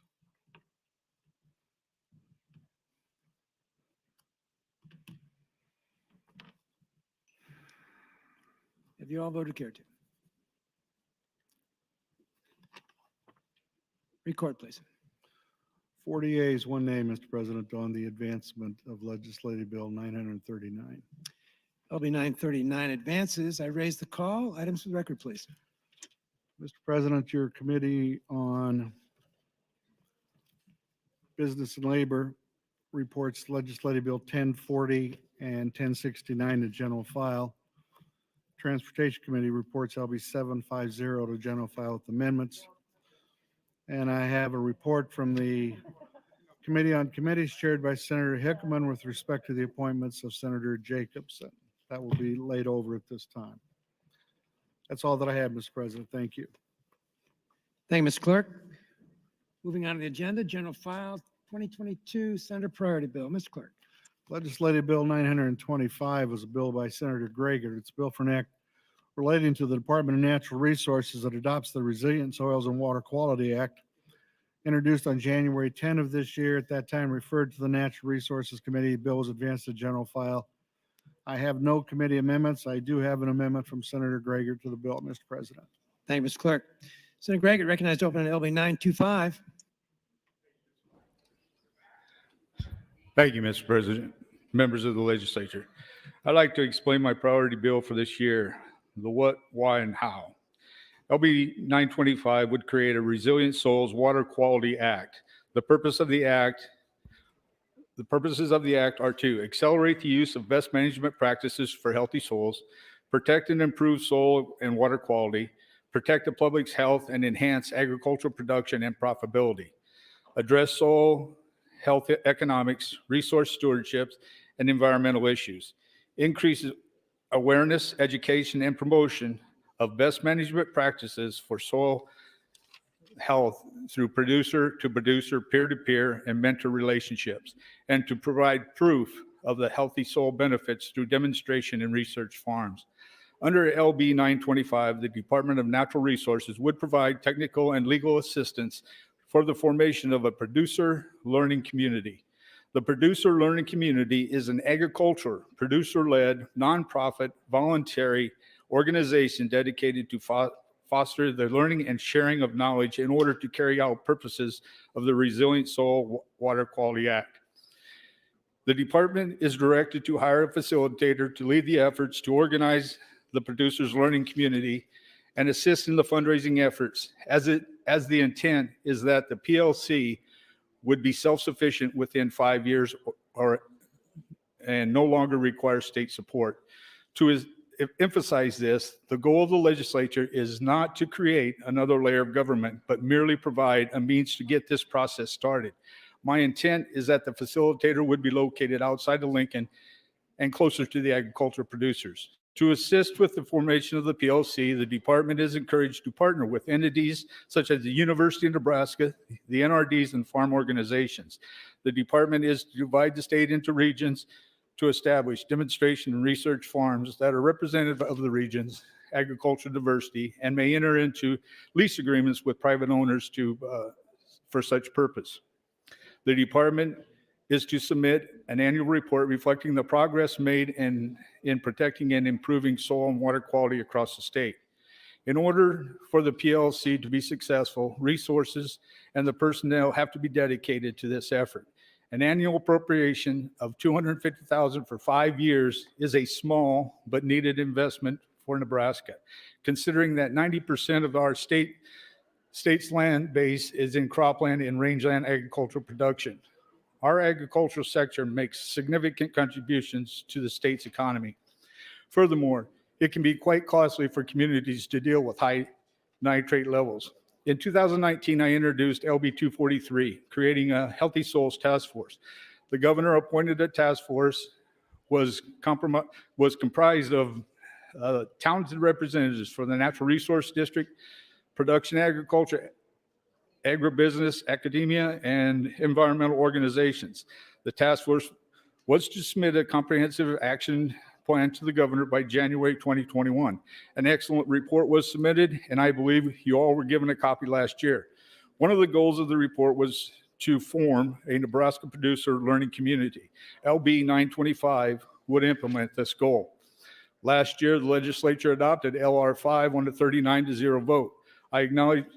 It acknowledged the Healthy Soil Task Force's report and offered support for voluntary grassroots efforts to accelerate means to protect and enhance Nebraska's soils. This is the focus of LB 925. 37 states have formed producer learning communities, which were started because members wanted to learn and enhance their working knowledge and promote soil health practices to others.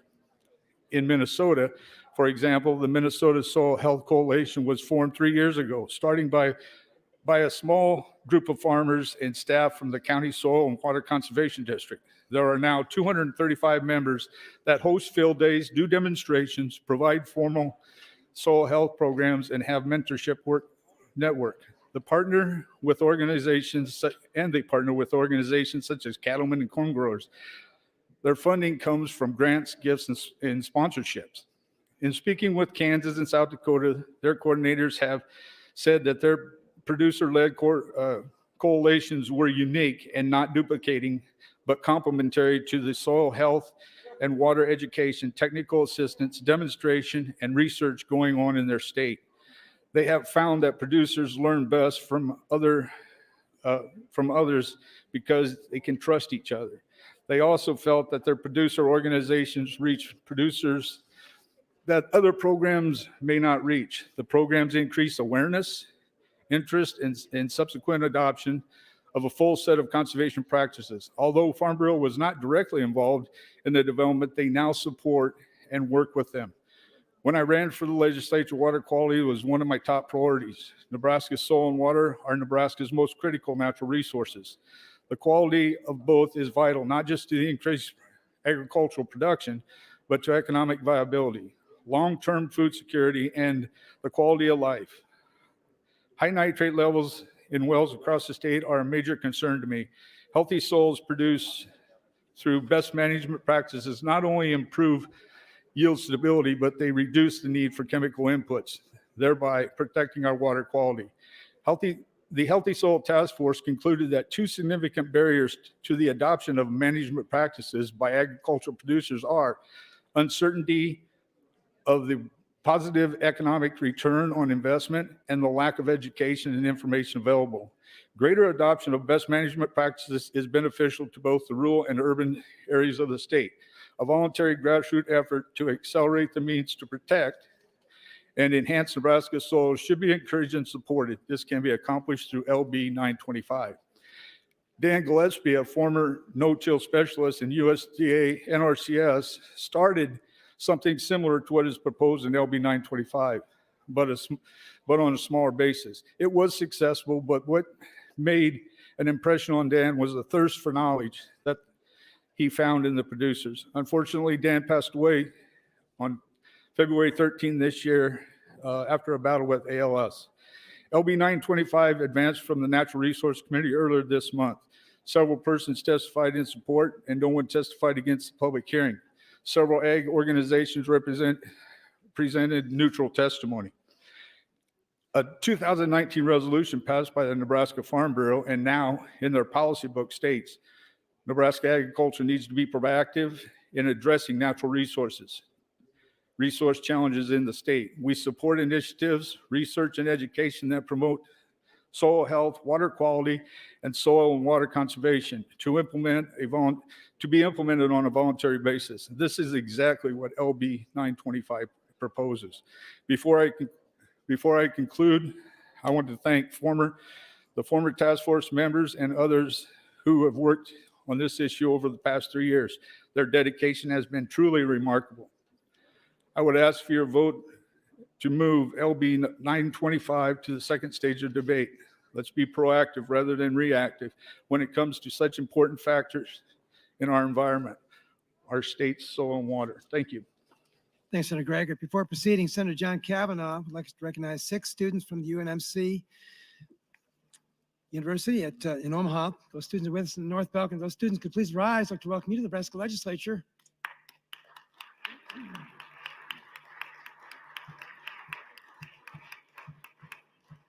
And Senator Linehan would like to recognize 22 12th graders and 3 teachers from Elkhorn North High School, Civic Nebraska Group. If those students up in the North Balcony could please rise. I'd like to welcome you to the Nebraska Legislature.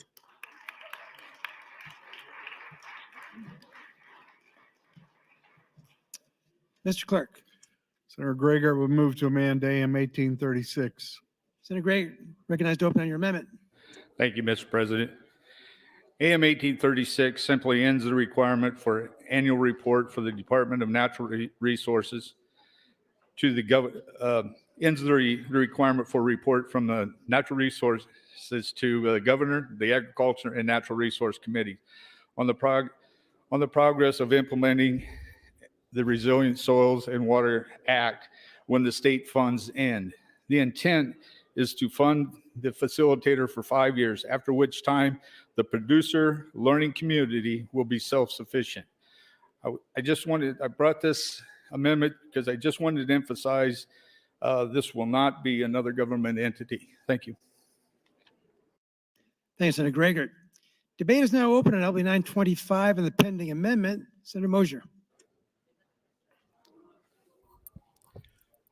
Good morning, Mr. Lieutenant Governor, and good morning, colleagues. I was one of those that voted against advancing this bill to the floor. It pains me to some degree because I think Senator Gregor is very passionate about this, and I agree with almost everything he does, but this is one place where our views kind of diverge.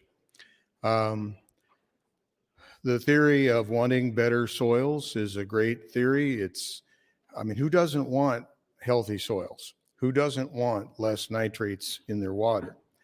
But the premise of the bill is that other agencies that are tasked with the same purposes are not getting the job done.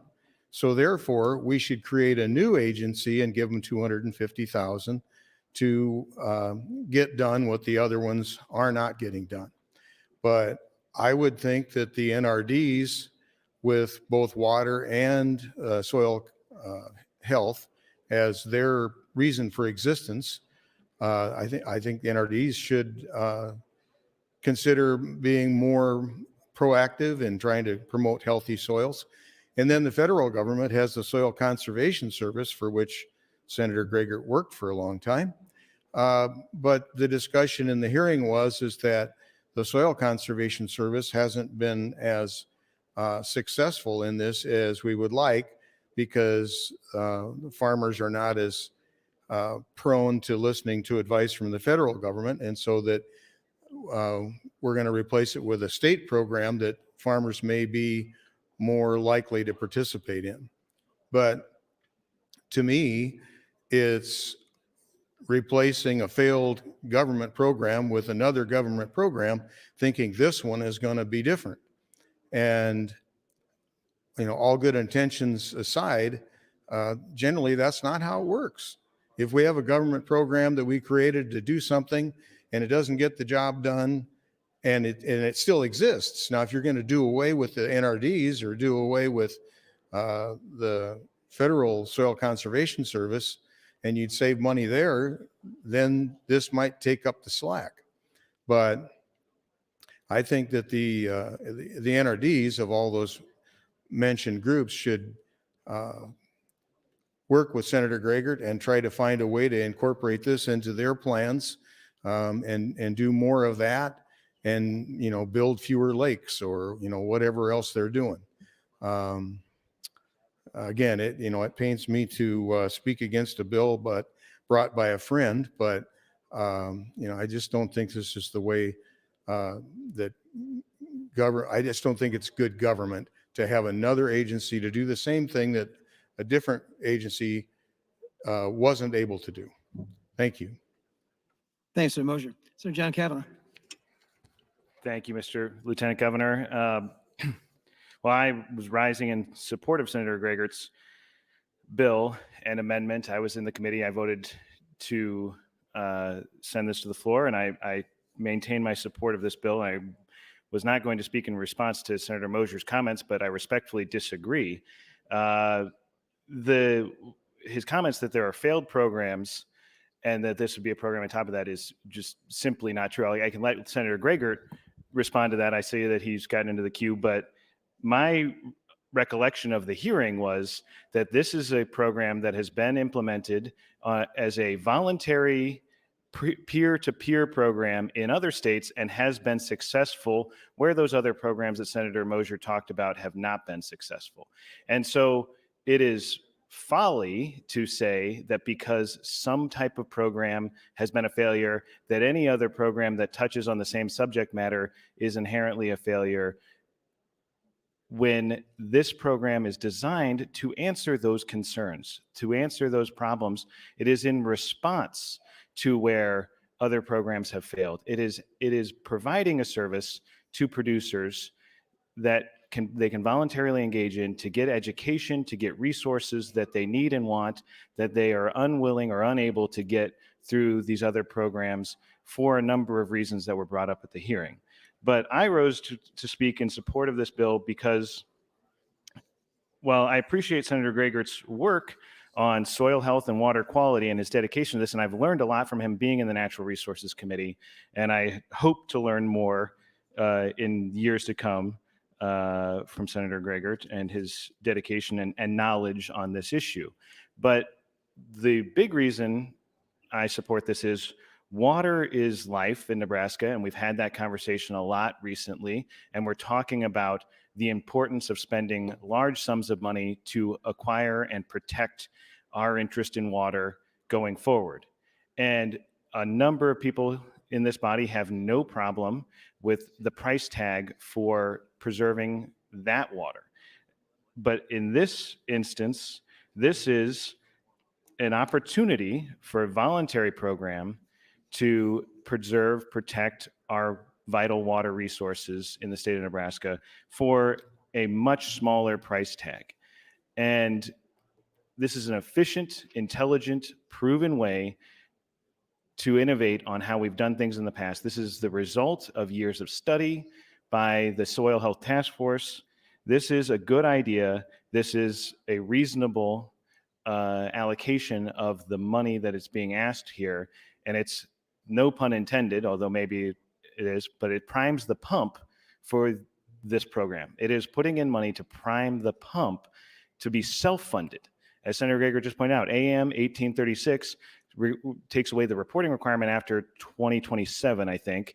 And that is because this program will be self-sufficient and will not be funded by the government. So this is us saying, we have the opportunity here to say, and I would encourage you all to look at the handouts, and you can see, would like to ask Senator Greger questions, but I will maybe after to walk through these. But you can see we have a high nitrate concentration issue in the state of Nebraska, and this is a voluntary program that seeks to address that.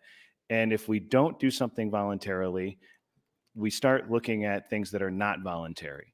And I know no one wants to put mandates on producers and how they produce and what actions they take. So this is a reasonable step that is voluntary, peer-to-peer, meaning producer to producer, who can then mentor each other about programs, things that have worked for them in their particular soil type, their particular field of production.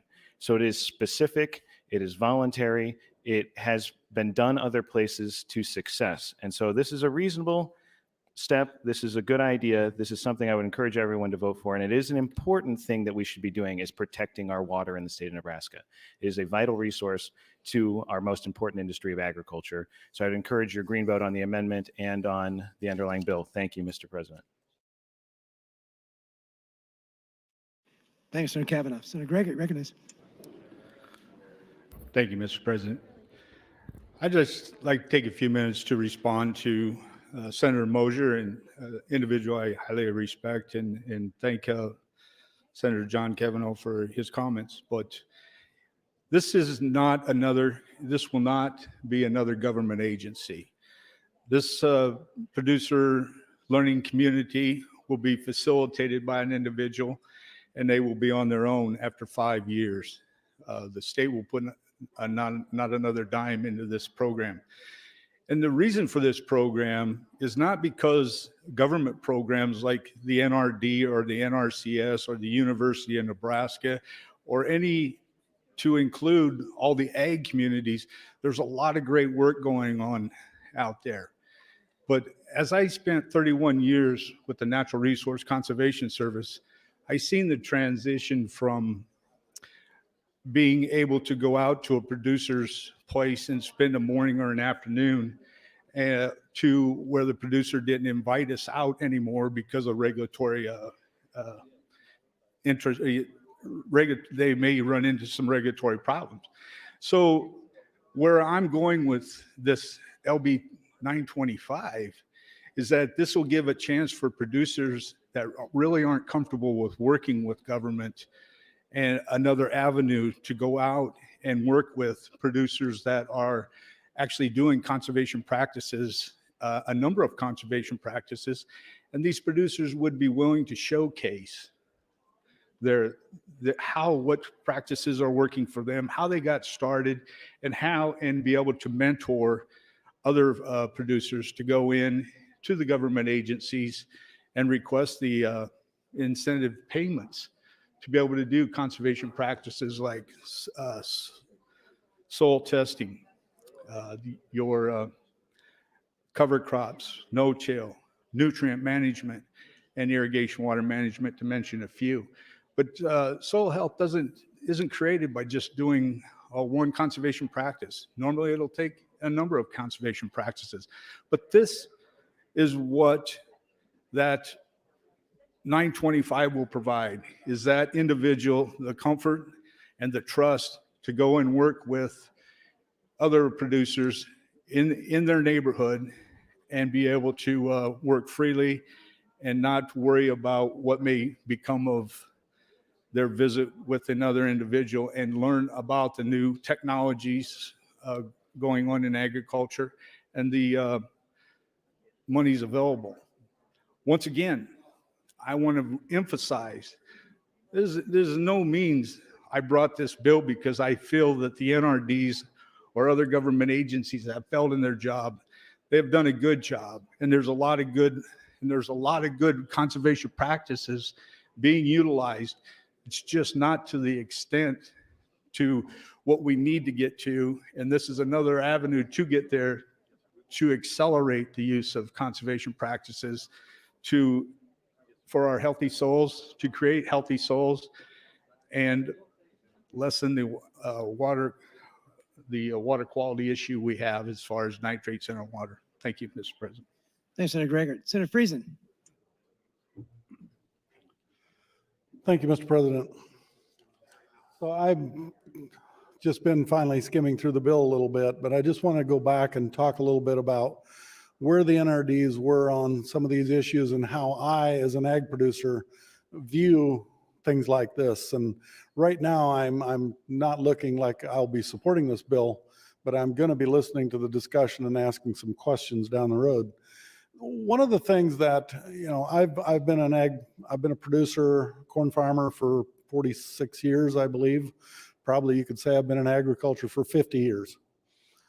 And our processes and our whole way of farming has changed tremendously in those years, to where back when I first started, we were growing 150 bushel corn and we had no technology to speak of, to where today we're prescription farming by the square foot, you might say. And so some of the things that have happened over those years, when I first started farming, the amount of nitrogen we used to produce a bushel of corn, we're probably at half that today. So all of those issues that we have been working through, and we've been following the University of Nebraska and their research. And back in the day, it was more fertilizer, more water, more corn. And so everybody just poured more water to it, more fertilizer than they needed, and we just kept trying to grow through it, and we weren't. As we did more research, and as producers did more research on their own, and as more producers worked with the extension agents that were out there, people were trying different things. And what you'll find in the ag community is if one farmer picks up something that improves his yields or improves his fields, it isn't long before everybody else is doing the same thing. It has to prove itself there out in the field. And this happens with or without extension, with or without the university, with or without anybody. This is just what we do out there. We have some nitrate problems. And I was on one of the first water quality advisory committees that was formed in the state under the NRDs. We came up with a plan back then that was, gosh, I don't know how many years ago, but it was one of those voluntary plans where people would try things, and we did some field trials, and we worked with producers at the NRD level, and I thought it was extremely successful. And what we learned as we worked through this process is that what we were doing in the 60s and early 70s, we're going to be dealing with for the next 50 years. Because in some of these areas, those nitrates move through the soil at approximately 1 or 2 feet per year. And when we drilled down to the aquifer, what we found is there was a lot of nitrogen between the bottom of the root zone, the vadose zone we call it, and the water table. So at the time, we realized that even if we would stop farming completely, we were going to have higher nitrates 30 years down the road. Our nitrates have slowly been going up. But I keep asking now, what we're doing today, are we contributing to that nitrate source? And no one yet has been able to prove to me that using the technology, what we're doing today, that we're adding to that problem. But we have a problem, and it can't be cured by just adopting any more practices. If cover crops work, guys will be putting in cover crops. And I think in some situations, cover crops work great. In others, I'm not convinced yet. We've tried it. 1 minute. So I think I'm waiting to hear, I guess, what this brings to the table that we don't already have, that through extension, through the commodity organizations, I mean, the corn growers, soybeans, they're all promoting different soil health initiatives. They're working with producers. We're trying to do it within the industry, and I'm not sure that this is needed to get us there. Thank you, Mr. President. Thanks, Senator Friesen. Senator Mosier. Thank you. I intend to vote for AM 1836. I think it makes the bill better. I'm not going to vote for the bill, though. There's the peer-to-peer part of the discussion, I think, is great. The voluntary part of it is great. I think that's how it should be. I think farmers should be free to decide how to farm their ground. I think most of them pay attention to their farming practices. They do the things that make their ground fertile and grow the best crops, and to protect the groundwater. We have some problems, there's no doubt about it, but $250,000 a year, it's going to be $1 million or more that we're going to spend here. There's no guarantee that this is going to be any more receptive or better received by the ag community than the Soil Conservation Service or the NRDs. And we already have the NRDs, which are tasked with ground and water quality in Nebraska, and they have a tax levy. They take in not a big percentage as far as your property tax, but nonetheless, it is a very sizable amount. I think that they should be involved in this. If it really has legs, it shouldn't take that much to get it to work. I'm not in favor of a government program that would require farmers to do anything at this point. I don't think that's the best way to move forward. I think most farmers are independent and they want to do, the things that make their farm more productive, but they want to make those decisions themselves. So, it's not a hill that I'm going to die on, but I just think this is another government program. If it wasn't a government program, we wouldn't need an appropriation. If it was a peer-to-peer networking group that didn't cost any money, I'd be all for it. But this is another government program, and it supplements or tries to serve the purposes that other government programs are working on that haven't been as well received. So that's my reason for the opposition. Thank you.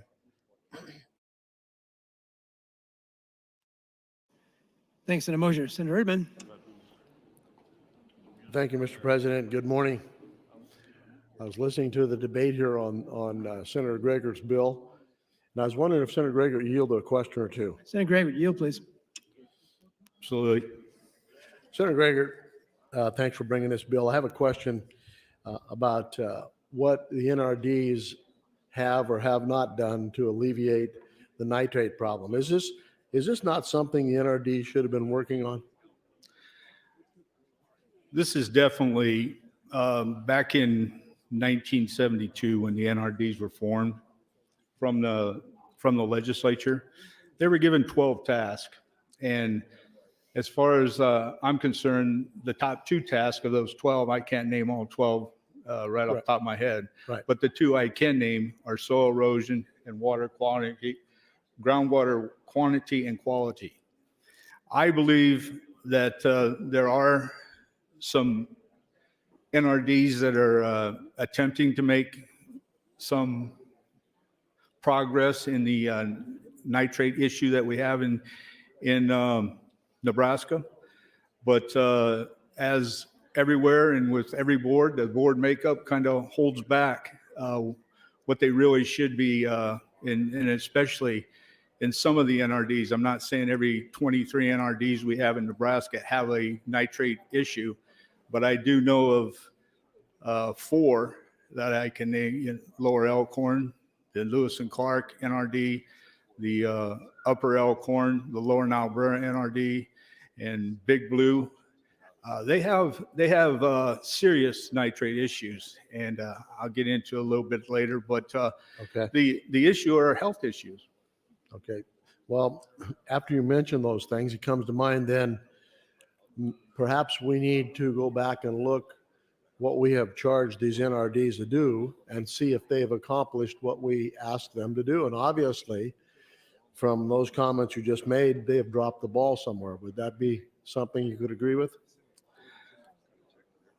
I guess in my mind, as nitrate issues, it keeps coming back, or the pushback to me is our nitrates were placed in our water years ago, and that we're no longer placing nitrates in our water. I would call that an incorrect statement, not fully valid, because I'm looking at trends within some of the NRDs I mentioned and other parts of the state, that those trends are still increasing. Otherwise, I would agree wholeheartedly with you that your great-grandfather, your grandfather, or your dad caused this. We're not causing this. The trends are continuing to go up in certain parts of Nebraska, and that has to be addressed, and it can be addressed with the producers not being hurt at all, just with a nutrient management system. Right. Where I have worked with many producers through my career that found that they actually saved money putting on less nitrogen. Correct. So all in all, the NRDs have been in existence for 50 years. This is their 50th anniversary. Would you say that be the truth? That's correct. 50 years. They just I would said they're think in 50 years, they should have made a difference somewhere. That That is correct, after 50 years, but I want to tell you, the dealing with nitrates and nitrogen in our water, it didn't happen overnight, and it's not going to get fixed overnight.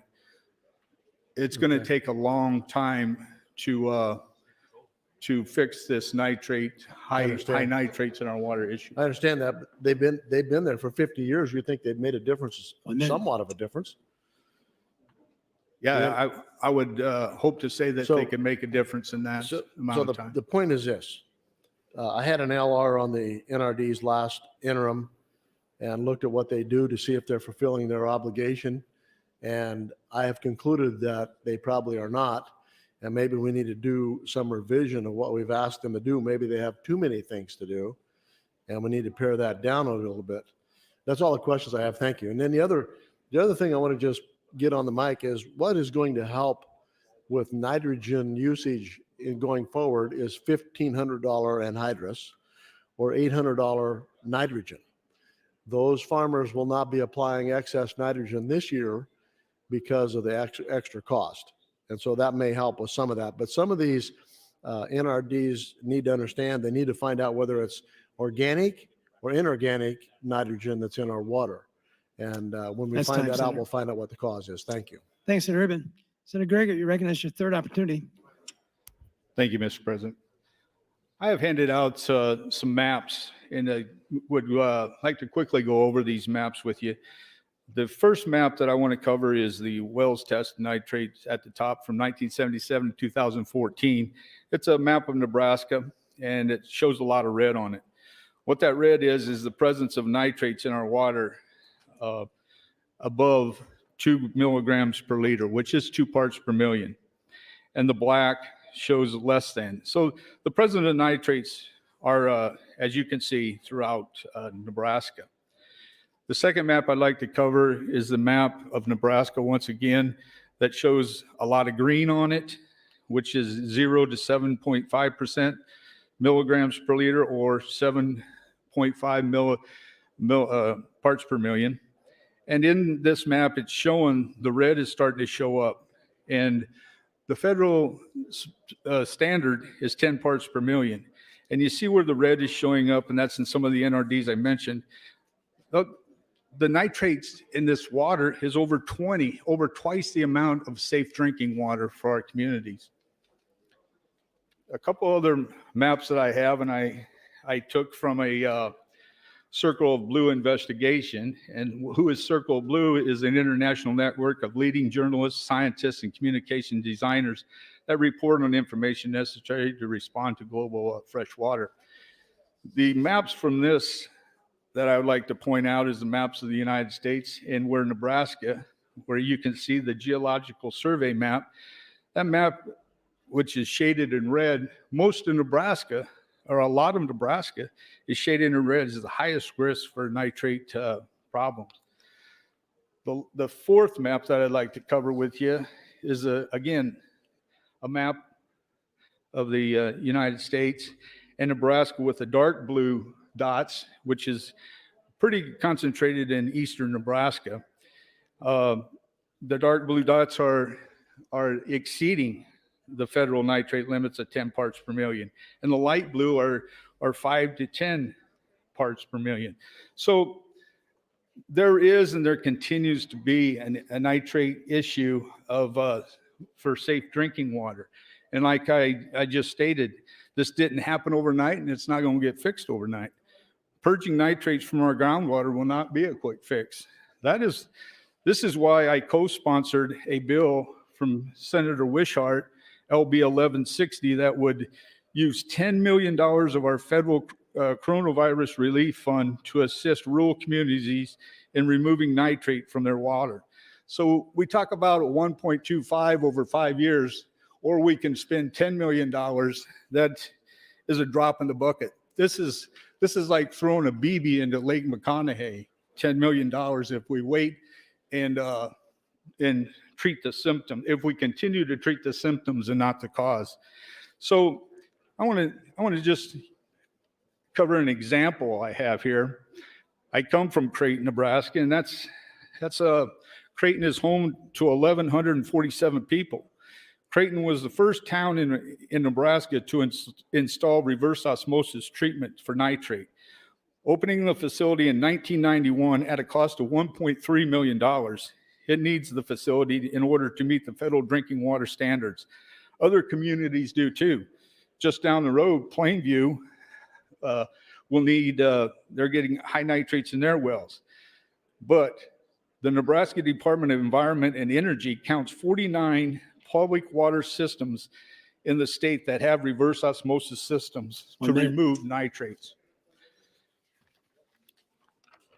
Individual that they interviewed in Creighton, Kevin Sonicson, which is the town's water commissioner, responsible for running the facility, the annual operating cost, including electricity and cleaning the filters, is about $550,000.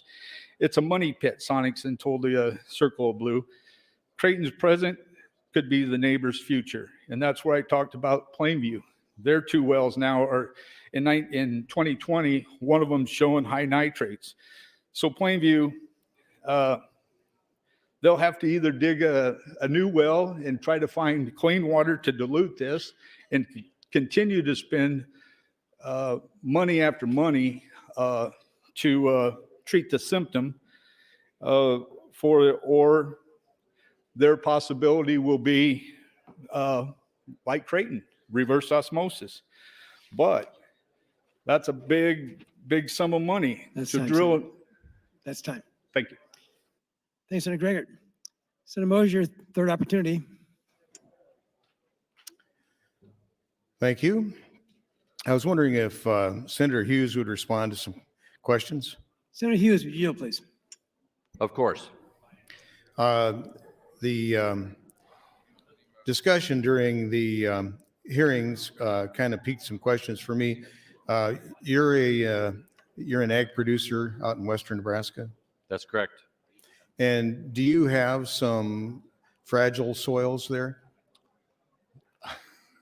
Well, fragile soil is a definition. That's a technical term. We don't farm any sand. Most Right. of our soils are a sandy clay loam, which is a pretty good soil. But you do try to manage your soils to keep them healthy and improve them? Absolutely. We have changed our farming practices significantly over the last 20 years that have not only improved our operation, but have improved yields, improved our soils. And the reason we did that was I had neighbors who were making those changes, and I saw the success that they had, and I certainly, wanted to mimic what they were doing, and certainly has proven to be very beneficial on our operation. Do you think that this is a necessary program to spend $1 million on? I don't. I did not vote for this in committee. Senator Gregor and I have had some discussions about this, and I know this is his passion. But to me, in the real world, in the practical world, the farmers that are out there today, I mean, they're professionals. The inputs are too high, the property taxes are too high, the margins are too slim that you absolutely cannot not accept the best practices on your operation, and everybody's farm is different. And Okay. we have different rainfalls, we have different soils, different crops. So you have to be a good operator to be in business today. All right, thank you, Senator. We had a discussion similar to this when we created the Healthy Soils Task Force a couple of years ago, and it was just going to be an interim study, and then that was going to be it. And then it was there was no legislation on the radar at that point. Well, they came up with a report, and now we've got another program as kind of a result of that report. And this new program that Senator Gregor is bringing forward is intended to be a short-term stopgap program. But when we get to the end of the 4 years and we're not here yet, not here at that point, and the nitrates haven't improved, then what's going to happen? Probably we're going to have a new program. It's kind of how government works. You know, we had 2 other people addressing this. They're not getting the job done. So let's come up with another, approaching it from a different angle. And we're going to spend $1 million. And it's only going to go 4 years and then it's going to expire.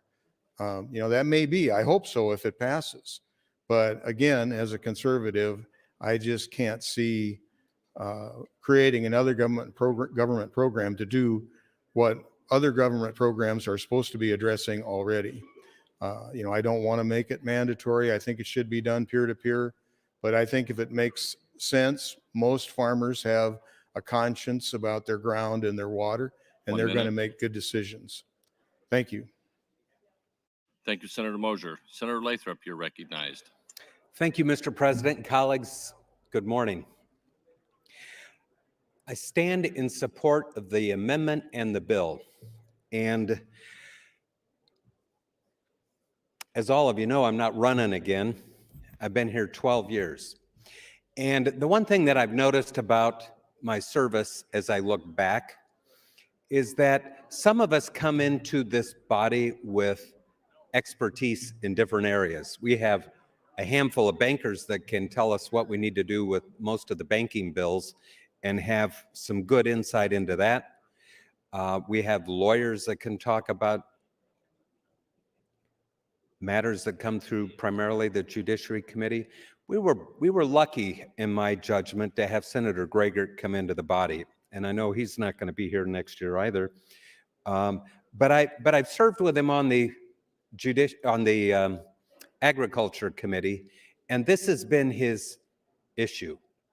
And to be concerned that we're setting up a board, that we're expanding government, what Senator Gregert has identified is an issue that needs to be addressed. That's what we're down here to do.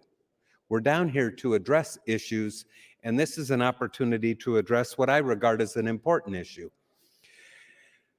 I will tell you, I'm on the Ag Committee. I got there, I think, my 3rd year, and the first day I was there, the Omaha trial lawyer and me, we had a bill dealing with liming the fields. And I got all worried that we were putting chemicals and nitrates, and I didn't know what liming the field meant, but I was going to ask questions to get to the bottom of it. Turns out it's crushed lime, and I didn't know what I was talking about. But I've since sat on that committee long enough to hear the people that have come in on Tim Gregert bills dealing with healthy soils. The idea that we would have cover crops, those things that we need to do to make the soil productive and to preserve our streams and our groundwater. These are important issues because if we don't address them early, then we're addressing them when the water is not drinkable or when the levels of nitrates are so high that the water is unusable. This is thoughtful. It is getting ahead of the problem before it becomes too expensive to deal with. And some legislature 10 years from now has a bigger problem, and we have an opportunity to get ahead of it. I appreciate Senator Gregert's service. I appreciate his concern about these issues. I don't have the bandwidth or the background to work on them, to understand them as he has, but I've been with him in Ag Committee on these issues long enough to know that he has the expertise, he has the interest. This is important stuff. This is important stuff. I hope you'll support the amendment and the bill, and thank you, Senator Gregert, for bringing it.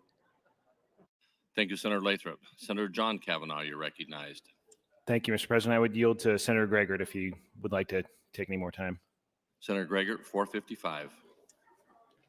Thank you, Senator Kavanaugh. I just want to continue with my explanation. If we don't start treating the cause and we continue to treat the symptoms, what this will cost us. We're talking about $1.2 million for 5 years to get a program started, a facilitator that will go out there and be able to hunt down in 6 different regions in the state the producers that are doing a great job, which there are many. the issue is, or the problem is that those producers, being humble as they are in the state of Nebraska, aren't willing to come forward voluntarily because they don't want to come and be able to, or be the one to tell somebody how they should do something. I truly believe if this facilitator can organize and communicate and coordinate these meetings with the producer that is willing, if you go and ask them, as I'm sure Senator Hughes and Senator Friesen would be more than willing to talk to other producers on their successful farming operation. There's a lot of successful farmers out there, and that could be a great mentor to beginning farmers and farmers that just want to know more about the technology that is going on. But if we continue to treat the symptoms, what Plainview, Nebraska is looking at right now is to find a new well. They've got a challenge there because they've already drilled 2 new wells. They got to go find a well that is low in nitrates to be able to, as I always say, and I've said a number of times, the solution to the pollution is dilution. Well, we're getting to the point there isn't any fresh water to dilute the high nitrate waters around Creighton and now Plainview. So if the new well isn't capable of being found at a estimated cost of $2 million, and that's a small town having to reap that cost. If that doesn't work or they can't find a well, then they're looking at a reverse osmosis plant like Creighton had put in 1991 for $1.3 million, and today it's going to be closer to $8 million to treat their high nitrate waters. And after they get done treating the water, they still got to pay for the water. There in Creighton, the example I used in where I live, the $550,000 annual cost to run this reverse osmosis costs me $479 a year. That's me, my wife, my kids, everybody who lives in Creighton gets to pay to clean up this water. And all I'm saying is we can take this money that it's going to cost, and Senator Wishart's bill was brought by Farm Bureau for her to bring that bill. And so the problem is out there, and everybody knows the issue is out there. It's kind of like cancer, if you will. If we catch it soon enough, and we can treat it without anybody being hurt. And I think this can be done through voluntary. If all we need to do is provide a few more farmers to accelerate the conservation practices needed to make a significant difference on our nitrate issue. So I see this as a win-win-win. Again, I talked about this before, but it's a win for the producer, it's a win for the consumer, and it's a win for the environment. The ones that come out probably the best out of this and the potential are for the producer. The producer to be able to take these conservation practices, build a healthy soil that is a resilient soil, that will be a resilient soil in the time of drought and in the time of flooding, a soil that will stay in place in the time of flooding, and a soil that will take in and retain the water in the time of drought. So again, I just I can't understand the pushback. I understand where the pushback may be coming from as far as, well, we're going to spend more money. Again, I got to say, because he continues to say that this is going to be another government program. It is not. Thank you. Thank you, Senator Gregor. Senator Albright, you're recognized. Yeah. Thank you, Speaker. I appreciate your patience and understanding on listening to this bill, because as a farm wife, I can tell you that we are very, very diligent in deciding what gets put on the fields, and all of them. I think every farmer in this state knows that what they need to do. I have sat down, however, with Senator Gregert, and I was on Natural Resource when he first came on, and I knew how passionate he was about this. You know, when we bring priority bills on the floor of this legislature, we bring them because we have a lot of interest in it. We have a lot of heart into it. And this is something that he's been working with his whole life. And I do know that, again, when he originally came, it was just, hey, we just want to do a study, see where everybody's at. And then it did come into fruition that this bill appears before us. I feel like if this is not a mandate, but simply an educational process for farmers to become better at what they do, I think I'm all in. I think a lot of different people are probably doing this at the university and throughout our state. But if this particular individual who's going to be going around the state and educating with no mandate for the farmer to do anything, but to just listen and understand the process and how they can become better at what they do, believe me, the cost of inputs, especially this year, is going to be very taxing on a lot of people. But what I'm looking at is the fiscal note, and I do have some questions. I'm just going to ask Senator Gregert here in just a minute, but the NRDs are a taxing entity in our state, and I don't really understand why we wouldn't just ask the NRDs throughout the whole state of Nebraska to be paying this bill, because that gentleman's going to be under their purview, not the agricultural department or anything like that. So if Senator Gregert would yield to just a couple quick questions. Senator Gregert, will you yield? Absolutely. Okay, we did talk about the bill. I'm absolutely okay with it, with knowing that there's no mandate on a producer to do anything but listen and let it be their choice how they're going to handle things. But how and why does the fiscal note ask us to take money out of our general fund when in fact the taxpayers are already paying the NRDs for a service? The $250,000 a year will go through the Natural Resource Commission, and the director of the Natural Resource Commission will be directed to hire a facilitator. Mm-hmm.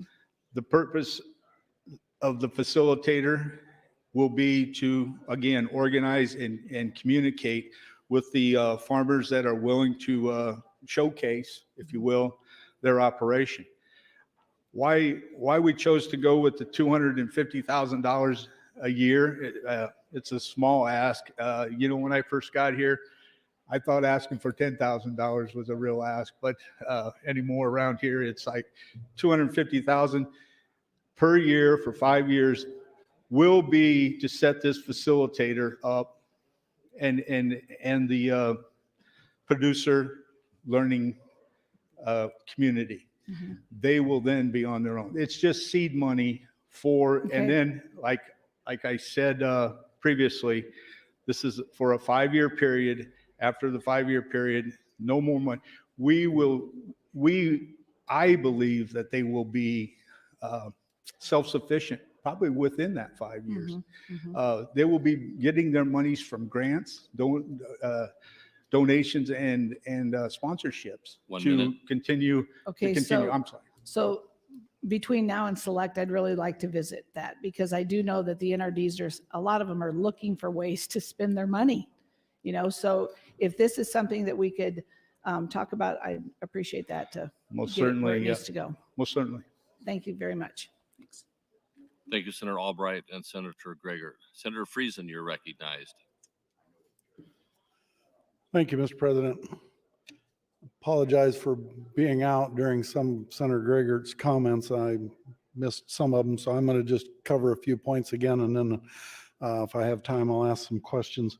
So back when the first water quality area was defined, the drinking water quality area in the Upper Blue NRD, we formed a task force there to address and to come up with some sort of regulations. And what I liked about doing it through the NRDs is that each area is kind of it follows the divide of a river basin. So you have typical soil types, rainfall patterns, and those types of things are the same through those regions. So when those were defined, that's how they determined those different basin divides. So when I look at Nebraska and we were talking about nitrates in the groundwater, and that's when I was on the League of Municipalities, and we were very interested in some water quality initiatives back then. And what we did when we were studying this, we did a lot of testing, a lot of drilling, trying to find out what was happening in the aquifer in the different parts of the state. And so we actually did deep core samples on pasture ground. We did core samples on lawns in the municipality because people were saying, well, it's those over-fertilizing lawns and things like that. So we were trying to come up with data that showed where the issues really were and trying to document it to see once what we needed to do to help this problem. And what we found when we did the nitrate testing is there were heavy plumes of nitrates and other contaminants usually are centered around the cities. And so if I use Henderson for example, our wells that were located in the city limits were contaminated to the point where we also had to drill wells. And so we go out into the country, into these cornfields and everything, and that's where the city drilled the new wells. And so it's not as though the contamination was occurring because of farm ground at the time. And as we learn more, I think we're going to find out that down the road, we're going to have to address this nitrate issue everywhere. But it was a lot slower to develop outside the city limits. There's still no good explanation to that other than each community started with septic tanks and windmills and hand pumps, and none of those were properly closed. And so our only theory was that the leaching contamination from all those septic tanks and sewer systems is what's contributed to those municipalities having a really high nitrate problem. The nitrates are starting to show up in the ground, in the farm ground, and those are non-point source contamination sites. A point source contamination site is if you drill your house well in the middle of an old feedlot. You can have a point source contamination of nitrates and get a high reading, but if you would properly construct the well, you could come up with good clean water, but you have a point source contamination. So different areas of the state, again, are very different. I know the areas in the Grand Island and the Platte Basin up there, they have very sandy soils. And so their first issue of trying to address this, they eliminated fall fertilizer. They started making, actually forcing producers to split apply, I believe. And in that sandy soil, what those producers found is it increased their yield. And now I think they all do it. In my area, everybody used to apply for fertilizer in the fall. If you could get in the field, the price was cheaper, you applied it in the fall. 1 minute. Thank you, Mr. President. Nowadays, I apply my fertilizer in spring, I split apply, I inject it through the pivots, through our irrigation systems, I put it through subsurface drip irrigation system. I have numerous ways to fertilize my crops.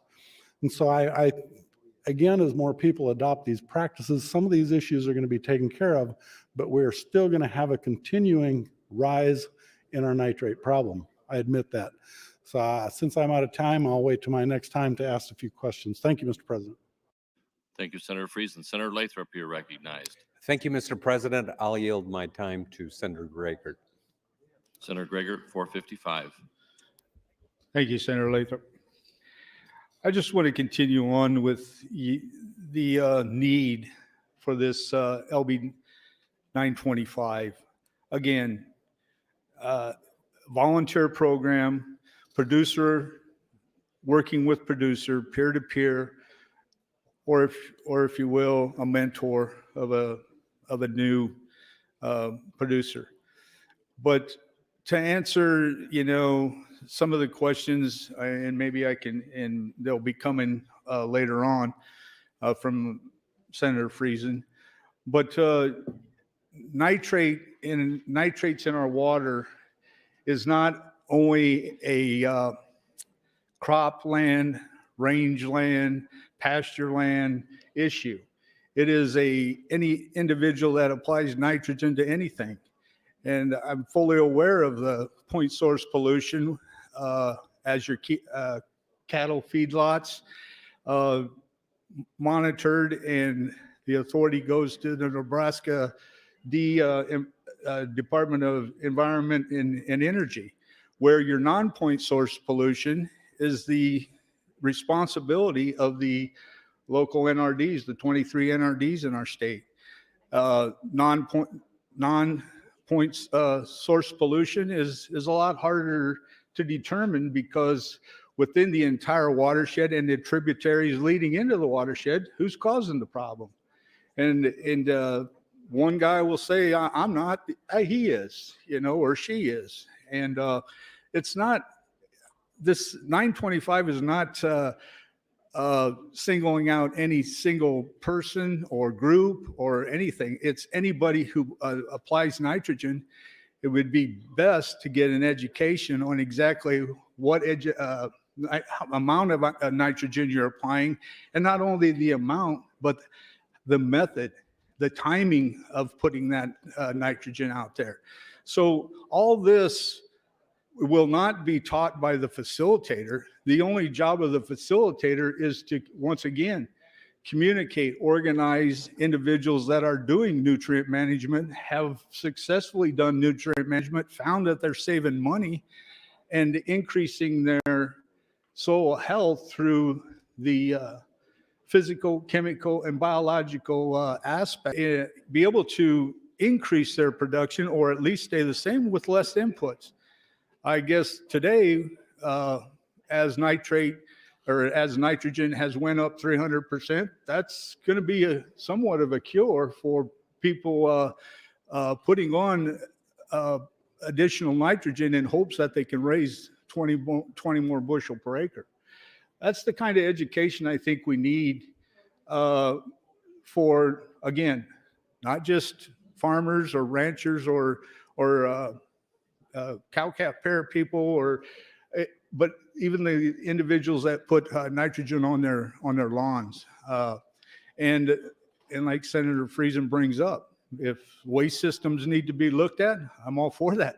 That's if they are adding to, and possibly they are. I don't really know in that area, but again, we address all forms of nitrogen going on because this is ending up in our waters as high nitrates. That is unhealthy for a number of reasons. 1 minute. And I guess I don't need to ramble on more. I'll close right now and wait on Senator Friesen's questions. Thank you.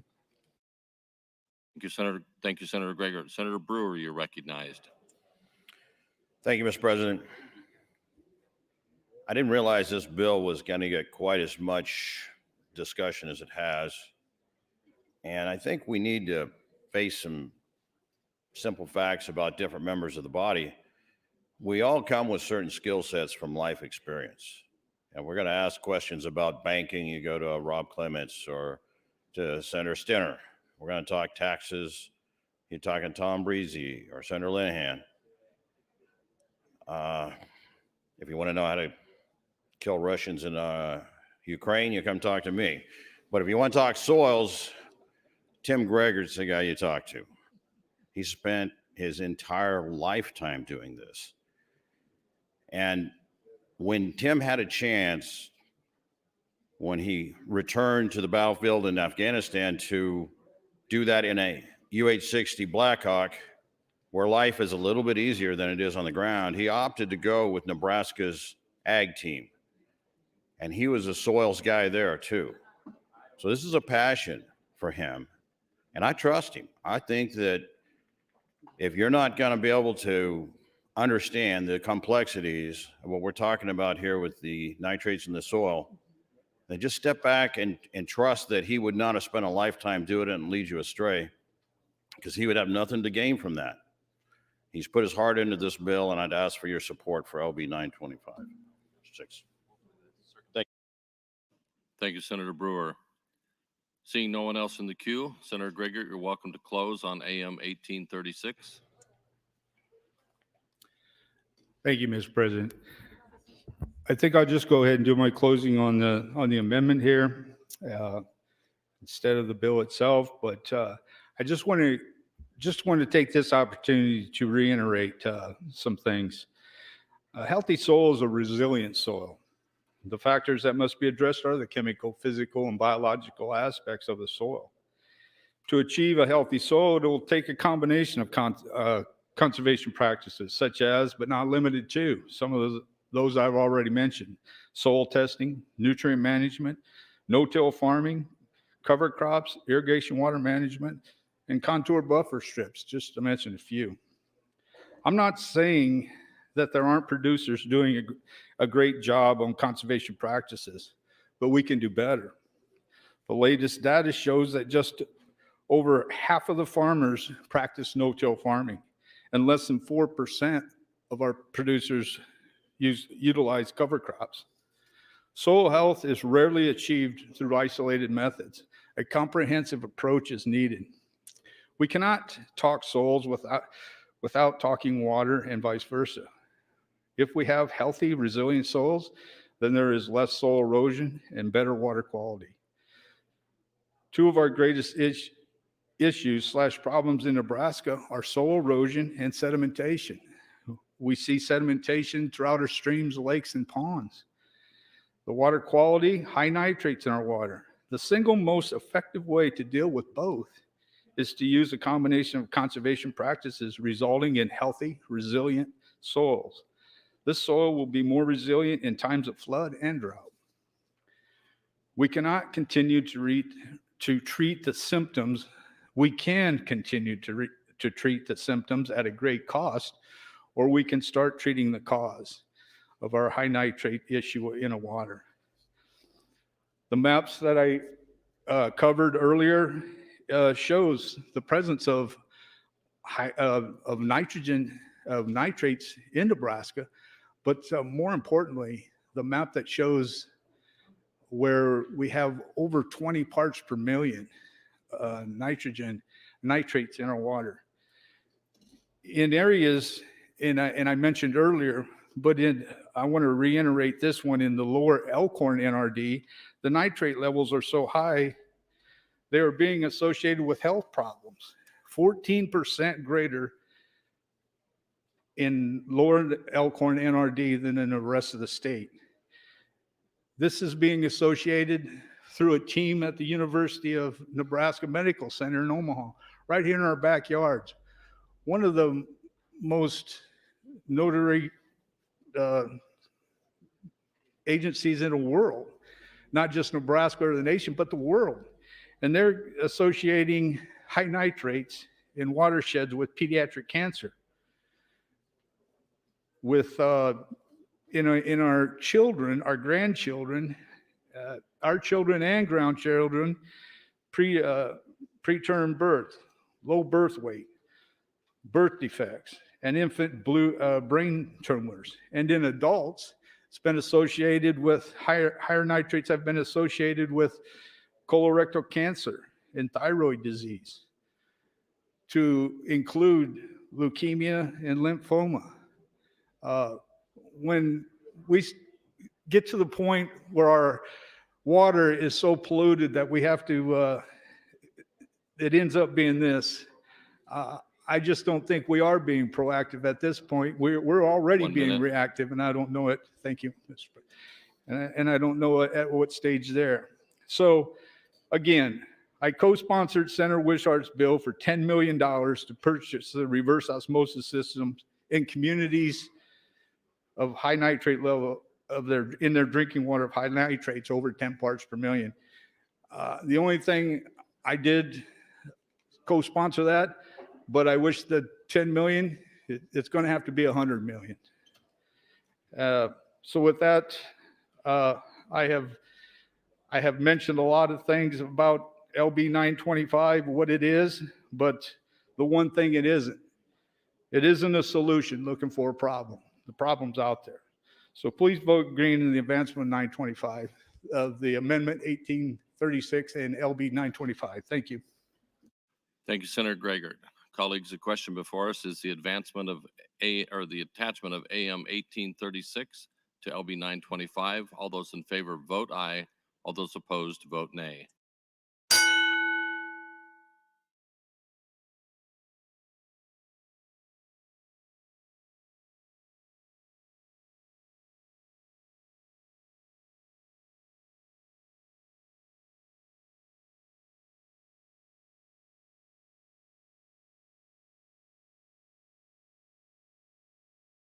Have you all voted?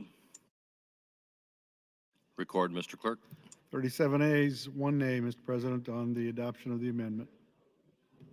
AM 1836 is adopted. Seeing no one in the queue, Senator Greger, you're welcome to close on LB 925 as amended. Thank you. I used the time on the amendment for my closing. I really don't have anything further to say.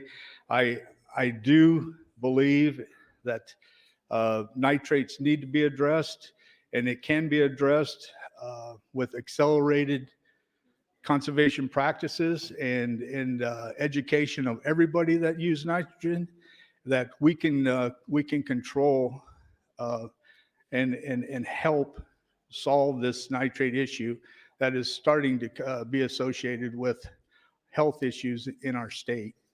And with that, I would be, please vote LB 925 forward. Thank you. Thank you, Senator Greger. Colleagues, the question before us is the advancement of LB 925 to an E and R initial. All those in favor vote aye. All those opposed vote nay.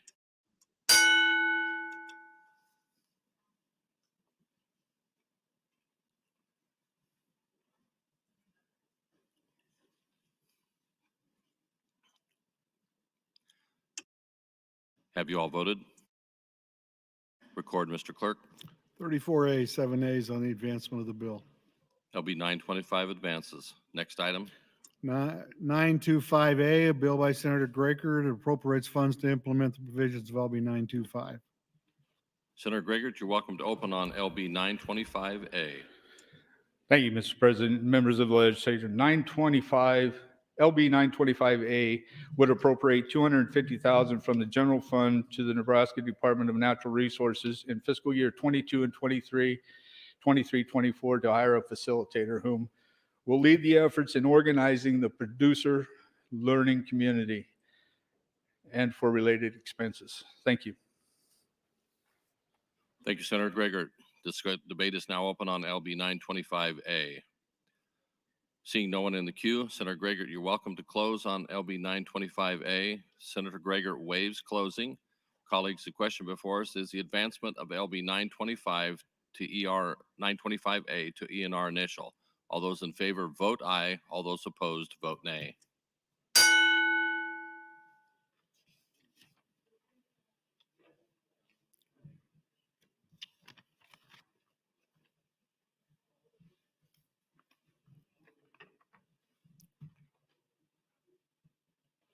Have you all voted? Record, Mr. Clerk. 32 ayes, 5 nays, Mr. President, on the advancement of 925A. LB 925A advances. Mr. Clerk, for items. Thank you, Mr. President. Agriculture Committee chaired by Senator Holler and reports LB 235 to general file with amendments. Revenue Committee reports 927 to general file with amendments and LR 264CA to general file. Amendments to be printed, Senator Friesen to 750, Senator Day to LB 888. New A bill, Senator Arch 1173A to appropriates funds to implement 1173. Senator Saunders offers LR 303. That will be laid over at this time, Mr. President. Announcements. The Natural Resources Committee will hold an executive session following their hearings today. Revenue will have an executive session in room 1524 following their hearing. Name ads. Senator Hollern would add his name to 597, McDonald 933 1086, Sanders 1086, DeBoer 1241. Senator Albright would move to adjourn the body until Friday, February 25 at 9:00 a.m. Colleagues, you've all heard the motion to adjourn. All those in favor say aye. All opposed, nay. We are adjourned.